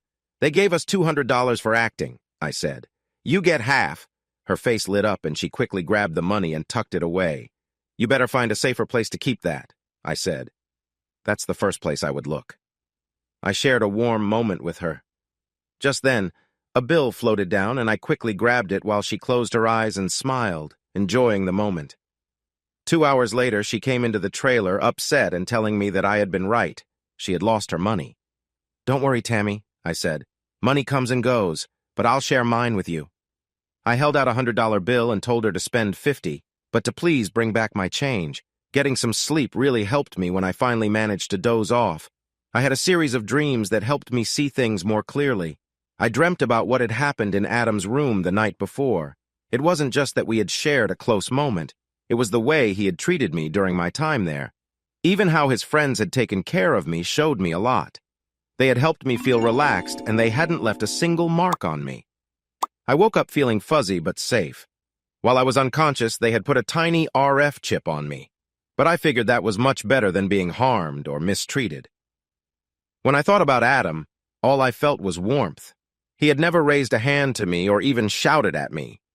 I also thought about Zeke and how different my life could have been if I had stayed home. I didn't understand why, at 23, I felt bad about leaving a man who was 40 and had married a girl who was only 18, treating her poorly. Tella was right. Zeke made me do things I didn't want to do, no matter how I felt. If I disagreed with him, there were consequences, and we rarely left our trailer. I had married Zeke to escape my parents, but all I found was a different kind of trapping. I moved just a few trailers away and ended up feeling just as confined. Why would I ever want to go back to that place? My last dream this morning was a strange one. I dreamed that the police came to the house and saved me.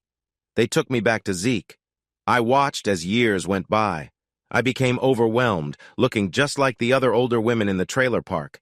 I had 6 kids, and we all still lived in that trailer.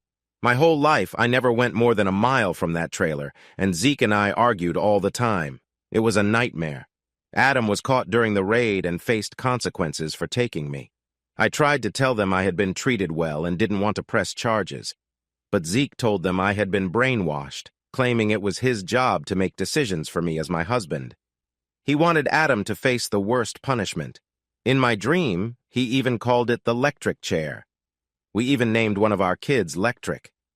When I woke up the next morning, I knew what I had to do. I took a shower, got dressed, and calmly walked over to the intercom. I talked to Tella and asked for Damon. She was upset but got him on the line. I requested him to come to my room right away. When he arrived, Tella came along with him. "You look lovely this morning, Victoria," he said. "What do you need help with?" "The real question is, what can you do for yourself?" I replied. They both gave me confused looks. "In 10 minutes, I'm going to leave this house and search for Adam. You both know how my guilt made me miss one of the best moments of my life last night. Today, I want to make things right. I'm determined to leave this house and find Adam. I know my implant might cause me a lot of pain, so I might not even make it out of this room. If I do get past that, the front door might be challenging, like it was last night. I know there are other obstacles ahead, too. I also don't have a car, and I have no idea where he is, but I won't stop until I find him. Even if I have to ask everyone I see on the street until I find him." Damon took a deep breath, and Tella smiled slightly. "Tella, I know you don't really care what happens to me, but it's your job to keep me safe. If something happens to me, you won't have a job anymore." "Victoria, wait," Damon said. "Let me call him." "I already told you that you have 10 minutes, I replied. Damon took out his phone and began talking. He wasn't speaking to Adam directly, so he had to wait until he got through. "Why don't you have your phone, Adam?" he finally asked. He looked at me to let me know he had him on the line. I heard Damon telling Adam about my plan. After a little while, he glanced back at me. "He said he'll be home tonight, so you two can talk then. He also said he's sorry and is trying to sell the company quickly. He has a few buyers interested, and you might be home by tomorrow night. If he can make it happen, it will be sooner than that." "So, he's working?" I asked. Damon nodded. "Good. Take me there," I said. "But he said—" Damon started. "Damon, things are different now," I said. "I'm the one in charge. I guess I always was. I just didn't see it before. I won't try to run away. You can even put restraints on me if you want. But you're taking me to see Adam. "But he's at work," said Damon. "All right, I'm going," I said. I stood up and walked toward the door. Tella stepped in front of me. "You're going to get hurt," she said sharply. "And it will be your fault," I replied. "Does Adam know that I almost got myself in trouble last night trying to catch him? Or that you didn't even try to stop me?" She turned pale for a moment and then took out her remote while I kept moving. When I got upstairs, she pressed another button and I stepped onto the porch for the very first time. "You know I can still stop you, right?" she warned. I nodded. "Please take me to see Adam," I said. "I already told you I'm not going anywhere." We drove into town, passing through streets I had never seen before. It amazed me that I had lived in this city all my life and had never visited downtown. Our city had a center with neighborhoods spreading out from it. We lived in one of the nicer neighborhoods. The trailer park where I grew up was in a poorer part. It was surprising to realize I had only been about a 20-minute drive from Zeke's trailer all this time. We arrived at a shiny building made of steel and glass with a parking lot that had a guard. The guard checked the badge of a car leaving, then waved us through. I waved back, even though I didn't know him. We got out of the car and entered through a back door, where another guard was standing. He tensed up when he saw Damon and Tella. I thought he might salute them. I waved at him again. He smiled at me. We walked around the edge of a large factory where many people were working on different machines. Tella made sure I did not step over the lines painted on the floor. "Inside those lines, you need to wear safety glasses," she explained. We took an elevator to the 3rd floor. This floor only had offices and meeting rooms. We entered a room where an older woman who looked very serious was sitting at her desk. "He's busy, Tella," she said. I just smiled at her and walked past before she could stop me. I turned the doorknob and opened it. The woman reached out to grab me, but I was already inside. With surprising strength, she pulled me back, but it was too late. "Adam!" I shouted. He quickly looked up and told the woman to let me go. Compared to her, Tella seemed much smaller. This woman, even with her nice suit and serious attitude, was clearly another former soldier. But she had a tough edge, like a guard dog. She glared at me, and it felt like she wanted to intimidate me. It took her some time to calm down. As she stood there adjusting her suit, I smiled back at her. I stepped closer and offered my hand. "No hard feelings," I said. "I get it. You're just doing your job. I hope you can see that I'm really in a tough spot. If you were in my place, I'm sure you would have done the same. I'm Victoria, by the way." She shook my hand, but from the look on her face, I could tell she recognized me. I closed the door behind me and walked slowly across the room. Adam was sitting at a huge desk that looked as big as a bed. "Victoria, he started. "What are you saying sorry for, Adam?" I asked. I started walking around the desk because I really wanted to make contact with him. He stepped back from me. I laughed a little at that. Everything in the office was meant to denote strength, indicating that the man behind the desk was in charge. Yet here he was, stepping away from someone like me who came from a simple background. I let him move back and followed him closely until he reached the wall, leaving him with nowhere to go. He started to say, "You have feelings for me, Adam," I said. "No, I don't," he replied quietly, looking down. "I didn't bring you here by choice." "You might as well admit it. It shows on your face," I said. "Adam, I'm sorry. I shouldn't have said what I did. But I've never felt like this before. I was scared and felt guilty about my feelings for you. You need to understand where I come from." The few times I went to that small church in the trailer park, I had seen a picture of Tammy Wynette next to Jesus. I was raised to always stand by my man. I guess last night I was trying to stand by the wrong one. Could I start over? "Huh?" he replied. "I want you to say what you said last night again, and then I can say what I wanted to say," I told him. He looked at me, curious. "Victoria," he began, but I gently covered his mouth. "Wait, we have to do this right," I insisted. "Please sit down at your big desk and let me come in like it's a fresh start." He stared at me, confused, as I dashed to the door and opened it wide. Outside, Damon, Tella, and the other woman were all looking at me. I counted to 3 with them watching, then walked back inside. Adam smiled at me as I approached his desk. I walked around and sat down beside him. "Victoria, I love you," he said. Something within me shifted at that moment. A rush of excitement surged through me when he said it. It was confusing because we had just been close the night before, yet I still wanted him. Maybe this was how some of the women in the park, including my sister, felt. He made me feel a kind of wildness I didn't fully understand. "I love you too, Adam," I said. I wrapped my arms around his neck and hugged him tightly. I could feel the warmth between us. Suddenly, I heard a noise from behind us. At first, I didn't pay much attention. "Hey!" Tella called out sharply. "You do realize the door is open and people can see you? Adam, Nate Johnson is on the phone." "Tell him we're not ready to sell yet," he replied. She rolled her eyes and left the office. "We can talk more when you get home," I said with a smile. I stepped back from him and stood by his desk. "This is to remind you of what's waiting for you at home. Don't be late," I said playfully. "Come on, Damon," I said. "Let's go home. I'm really hungry." That evening, Adam surprisingly got home early. I had spent most of the afternoon in the kitchen preparing all his favorite meals. Even though we had a cook, I wanted to cook for him myself. He enjoyed everything I made, including my blueberry pie. After dinner, we headed to his room and settled in for the night. I felt a bit silly because, while being close was nice, the comfort of being together was even better. I woke up from my restful sleep around 1 a.m. I felt happier than I ever had before. It suddenly dawned on me that I was not in my own bed. I was in Adam's bed, and he was next to me, holding me close. I felt warm and safe, and I wished I could stay there forever. I cuddled up to him and drifted back to sleep. When I woke up the next morning, I remembered him gently getting out of bed and saying goodbye before he left. I took a shower and then asked Damon and a few friends for help. "What do you want us to do?" they asked. "I need all my clothes moved into this closet, and then I'll show you what else I need help with," I said. "That's not happening," Tella said with a smirk. "Call him," I suggested. "I bet he'll let me do it."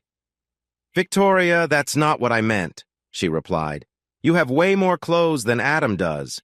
Your room was designed to be like an apartment under the house. Your closet is bigger than the trailer you used to live in. Adam just has a regular-sized closet. Even if you took all his clothes out, yours wouldn't fit.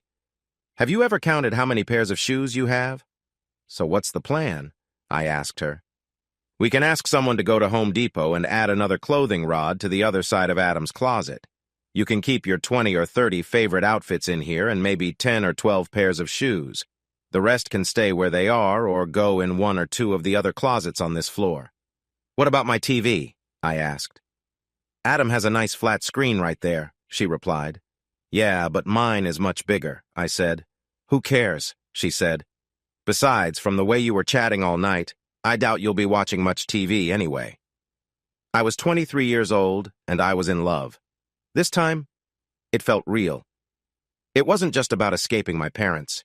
These were the best 2 years of my life. Adam and I were always together. We took trips. We went out. We stayed inside. After being together for 2 years, I felt like we were just beginning to explore what we could become. The next winter, Adam got sick.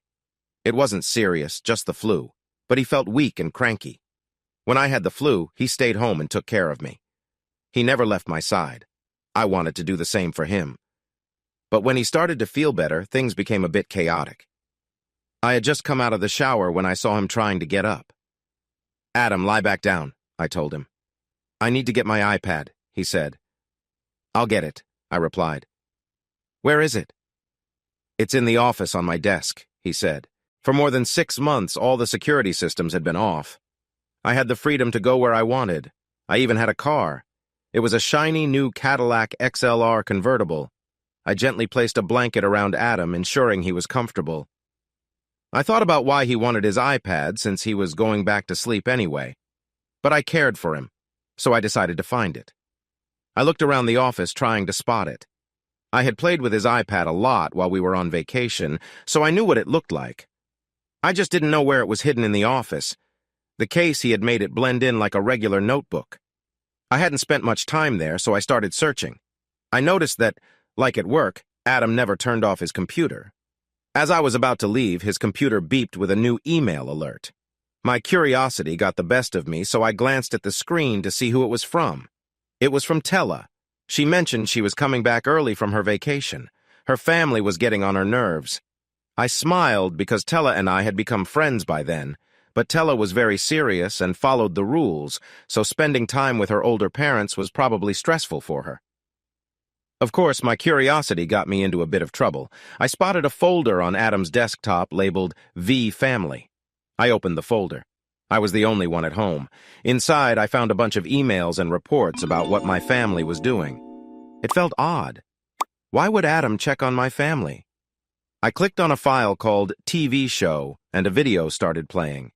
The video was about missing people and what their families were doing to find them.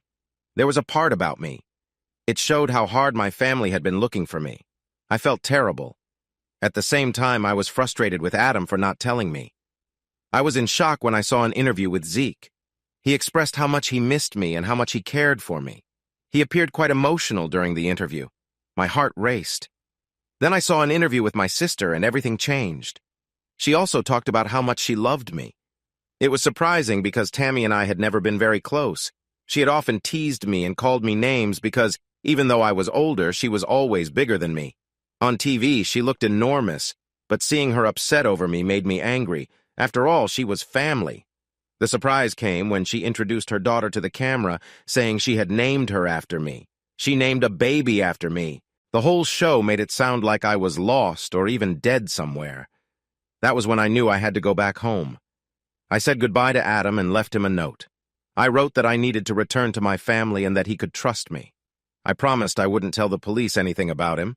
I didn't pack any bags because if I showed up with a lot of clothes, it might look strange. I also didn't take my car. I called a taxi instead.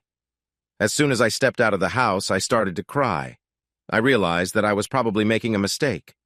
I think I felt this way because I cared deeply for Adam, but I also needed to see my family and reassure them that I was okay.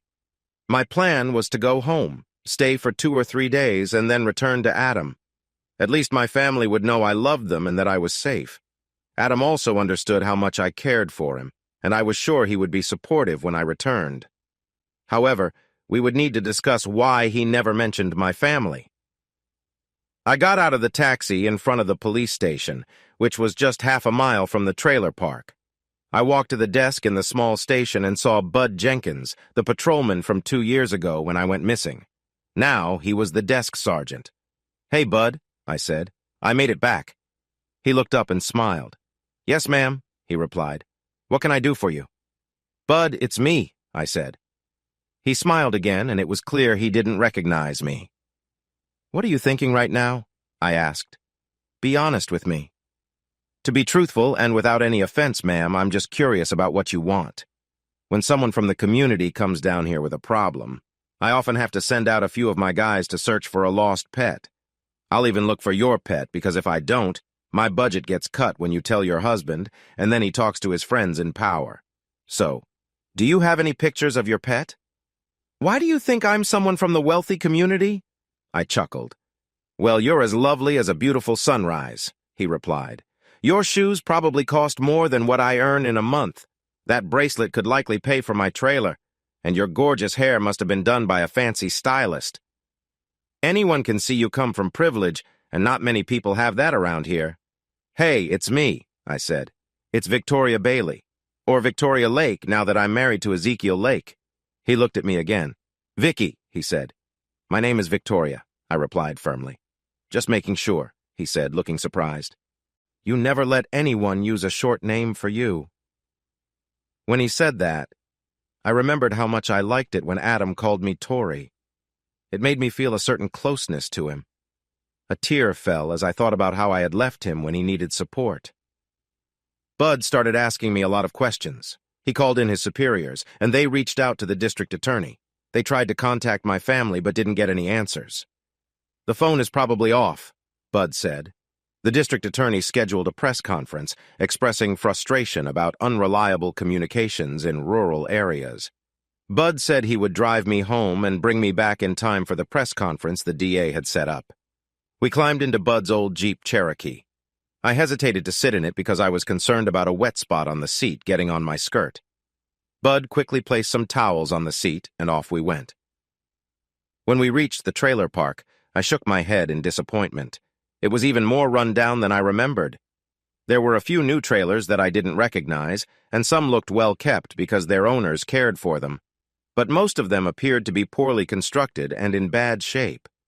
I remembered how Tella used to joke that my closet was bigger than some of these trailers, and she was right. Bud and I stepped out in front of Zeke's trailer. The whole place looked like it was sagging into the ground unevenly. Even though I had been gone for more than 2 years, the same old cinder block was still being used as a step because Zeke didn't want to spend money on a real porch. In front of the trailer, there was a worn-out baby bed with a baby who was less than a year old crying in it. Nearby, a little girl who looked to be about 2 years old was wandering around by herself. She sat on the ground, picked a dandelion, and tried to put it in her mouth. I quickly grabbed it and took it away from her. "Victoria," I said gently, "you can't eat dirty weeds. They could make you sick." Bud looked at me like I was being silly. I was also puzzled about why my niece was just roaming around in front of Zeke's trailer. When I opened the door to the trailer, the smell almost made me gag. I heard some strange noises coming from inside. As I looked around the room, I was shocked by what I saw. I'm not shocked by the empty beer bottles all over the floor or the mess in the place. What really surprised me was what I saw in the corner. My husband, Zeke, who had been missing me, was clearly distracted from looking for me. He and my sister Tammy were sharing some laughter and enjoying each other's company. Zeke?" Bud said multiple times until Zeke finally noticed us. Zeke turned to us and quickly adjusted his appearance. He gave Tammy a light-hearted pat and told her he would be back soon. Tammy remained where she was. "Hurry up," she replied. Zeke came over and smiled at me before talking to Bud. "Hey, Bud," he said. "I didn't do anything wrong." "But Zeke," Bud started to respond. "Wow, I didn't know that was against the law," Bud said. "I saw everyone else doing it and thought it was okay." "Zeke, I'm here because of her," Bud said sharply. "What kind of job is it?" Zeke asked. "I'm not really allowed to work. I'm on disability, and if they find out, they'll stop my—" "Zeke, you silly country guy, don't you know who this woman is?" Bud said. "She's just a nice, rich city lady who wants to hire me, right?" Zeke replied. "And she is really pretty, too." "She's not that pretty," Tammy said as she walked over and took Zeke's arm, as if she was marking her territory. I recognized that because I had done the same with Adam at a few parties we attended over the past couple of years. The easiest way for a woman to show another woman that a man was taken was to hug him or lean against him when others were around. If I hadn't been so shocked from seeing my husband with my sister, it would have really upset me. "Tammy, why was Victoria running around in front of the trailer?" I asked. "Victoria?" said Tammy. "My daughter's name isn't Victoria. It's Tammy with an I. The only Victoria I know was my sister, who left Zeke and took his beer money. But she's gone now." "But that's what you said her name was on that TV show," I stammered. "None of that was real," Tammy laughed. "We were just acting. They paid us $200 to say that stuff. Honestly, nobody ever looked for Victoria. She was my sister, but she had a big attitude and thought too highly of herself. Nobody missed her, and we didn't look for her. To be honest, her leaving was a blessing. It really made things simpler around here. I was already expecting Zeke's first child when she vanished. We would have had a hard time explaining that situation. But just when we needed it, she disappeared like magic. It was as if she was gone in an instant. Good riddance." Tammy glanced at Bud, who was shaking his head and motioning for her to be quiet. "Tammy, this is your sister Victoria," Bud said finally. "We found her!" Zeke and Tammy's mouths dropped open as they stared at me.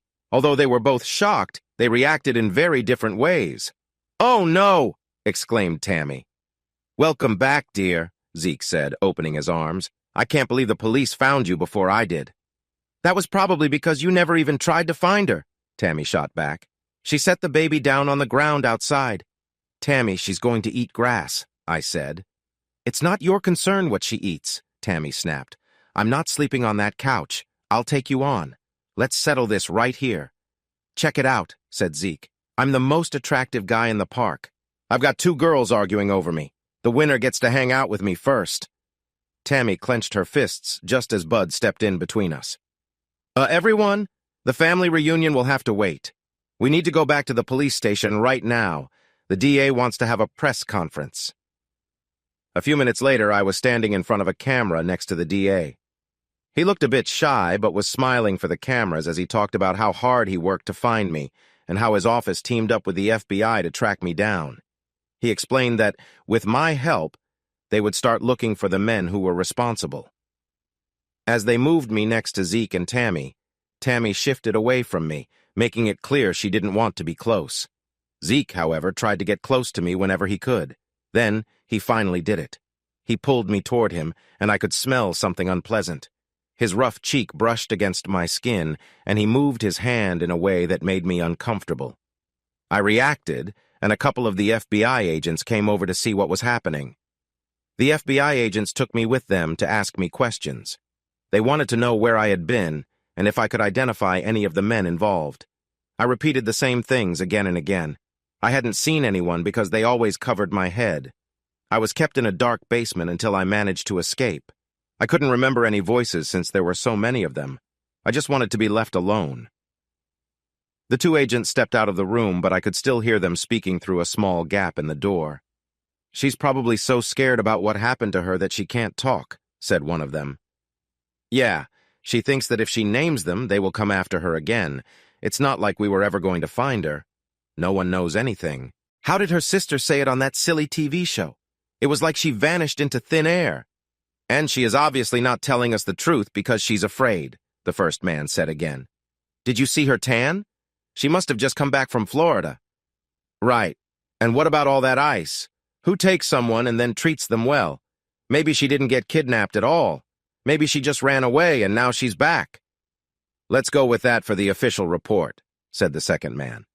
"We'll tell the family that we're looking into it or something, but honestly, I have better things to do." I wished I could take that bracelet for evidence.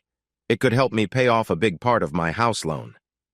They walked down the hall, still talking about me.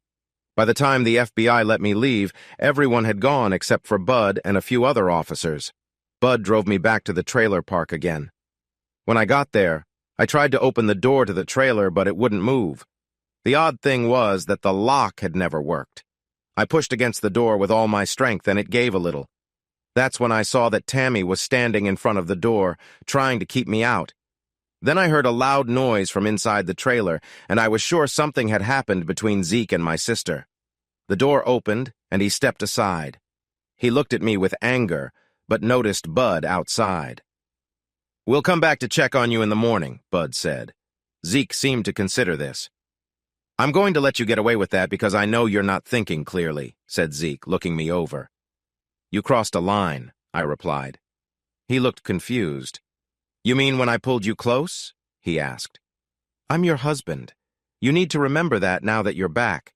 Things won't be like they were before. I won't put up with you and your smart mouth." In that moment, I realized I had been mistaken. I had thought Adam kept my family from me because he was afraid I would leave. Now I saw that he knew the truth and was trying to protect me. For over 2 years, he had treated me like I was the most important person in his life, and I had left him without letting him explain. I had made a huge mistake. As we stood there, I noticed Zeke was still staring at me. He was taking in everything around him.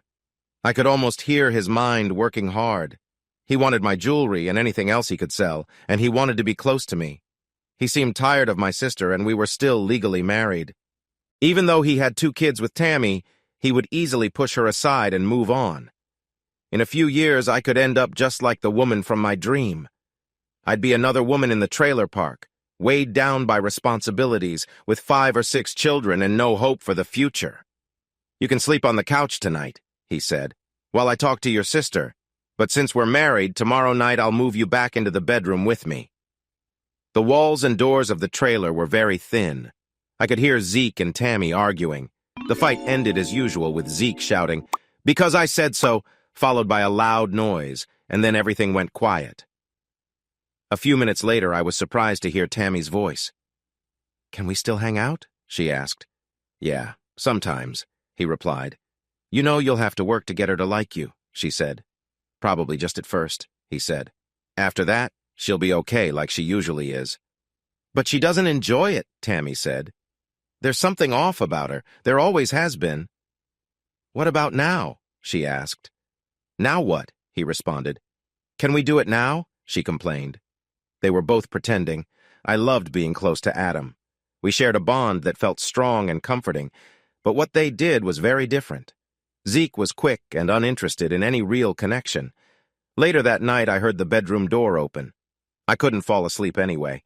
With all the noise from their frequent interactions and Tammy talking badly about me to my husband, I just couldn't close my eyes. Tammy was making sure Zeke knew she favored him.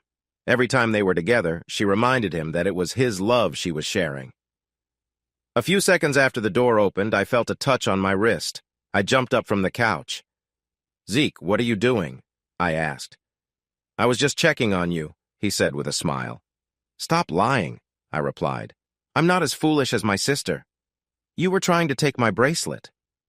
No, I wasn't, he said, still smiling. He genuinely believed his charm would sway me. Zeke, this bracelet is valuable enough that if it went missing, you'd be in serious trouble. You'd be in trouble for a long time. You can't send your own husband to jail, she said with a sly smile. Actually, I could, I replied firmly. Well, you should consider someone other than yourself, he said. That little item could really help your family if you weren't so selfish. I think it's worth at least $500. Are you out of your mind? I exclaimed. It cost way more than that. Well, I'm not a math expert, he admitted, but I knew it was expensive. The next day, my brother Reb came over, and of course he supported Zeke. He spent a lot of time cautioning Tammy not to harm me or try to make me unwell, and he kept glancing at us with a grin. I finally realized that he thought the three of us would bond in a way that made me uncomfortable. Just the thought made me feel uneasy. The whole family got together and we had some kind of barbecue. They kept staring at my jewelry, which I had worn for 2 days. When I heard Zeke telling Reb that tonight was significant, I felt very uneasy. Everyone came over to check if I was all right. I hugged my stomach and started to tear up. I think they realized the food didn't sit well with me, so they stepped back. After the family left, I sat on a cinder block in front of the trailer trying to rest. Are you coming to bed? Zeke asked. Not yet, I replied. My stomach still hurts. I don't want to get sick. Why don't you rest with Tammy once more? He grumbled, but went back inside.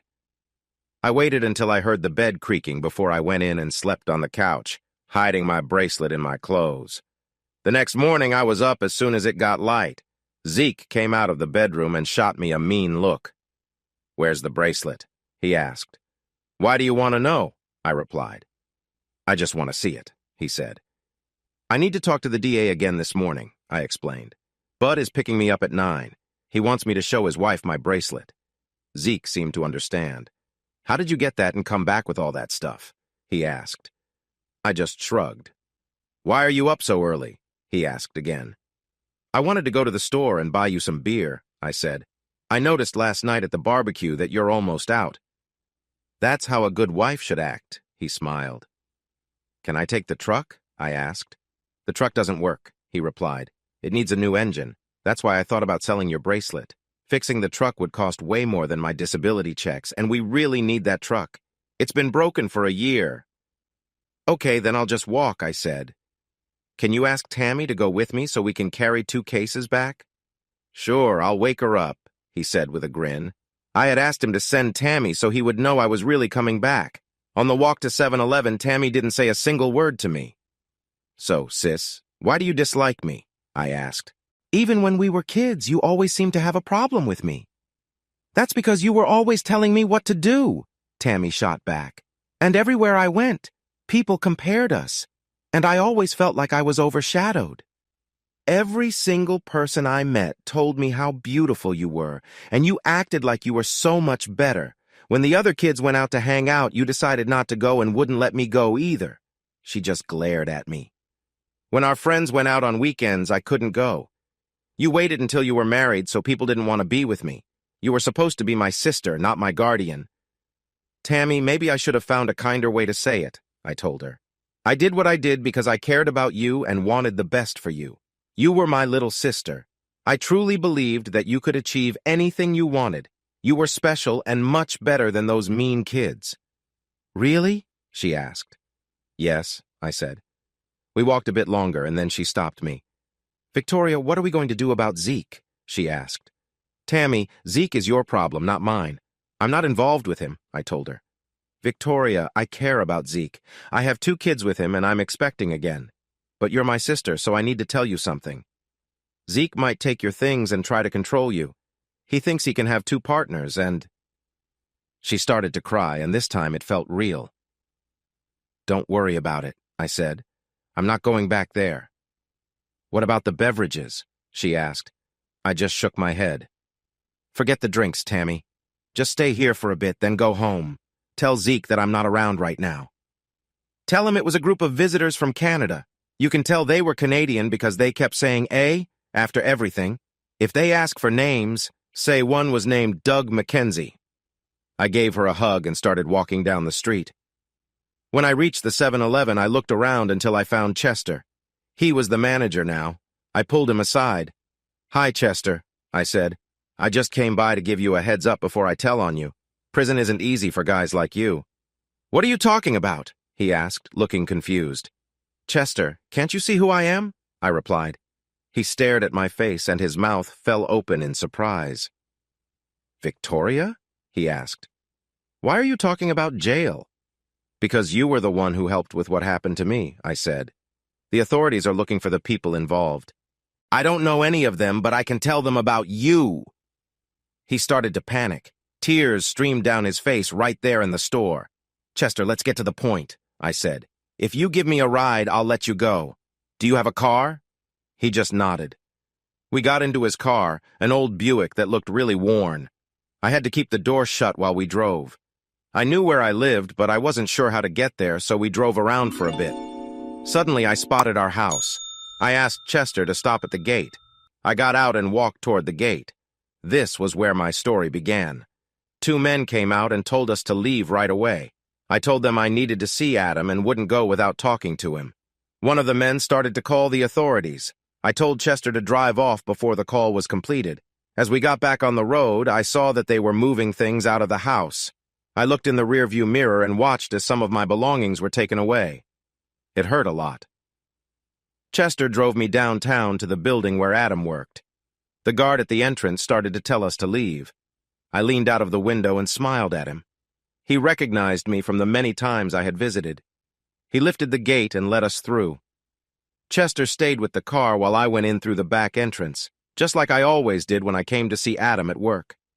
I remembered the last time I was here when I had talked Adam into spending time with me at the office. The guards barely looked at me as I waved and walked by. I greeted some of the workers on the shop floor, making sure to stay outside the area where they needed safety glasses. I took the elevator up to the 3rd floor and walked nervously toward Adam's office. When I stepped inside, I saw the back of a person in a business suit. The woman seemed very busy. Is he feeling better or is he still unwell? I asked. Why do you care? She replied without stopping what she was doing. I made a mistake, I explained. I want to make things right. I wasn't ready for what happened next. In a quick move, she stood up and pushed me against the wall. How are you going to do that? She yelled. Her face was full of anger as she confronted me. Let her go, Angie, said Tella calmly from behind us. He wouldn't have wanted this. He cared deeply for her. What do you mean by that? I asked. Victoria, don't you watch the news? She replied. Adam is gone. You might as well have heard him yourself. I warned you about how fragile he was. I told you he wouldn't survive it a second time. The day after you left, he took his own life. Angie really wants to confront you. But I think maybe by the end, you were not just pretending. I believe you cared for him a little too. So it will be hard for you to live with what you did to a person who tried so hard to make you happy. Angie led me away from the wall. He lived for you, Victoria, she said. And in the end, he lost everything because of you. Just go, Victoria. You bring bad luck. I walked out of the building through the same door I entered. Chester was outside, waiting for me with the engine running. Back to the park and you're free, I told him. You're going back there? He asked, surprised. Why not? I replied. Where else can I go? I stepped out of the car and walked into the trailer. I arrived just in time to hear Zeke raising his voice at Tammy. What do you mean she got taken again? He asked loudly. A group of Canadians took her, Tammy explained softly, looking worried. How do you know they were Canadians? He demanded.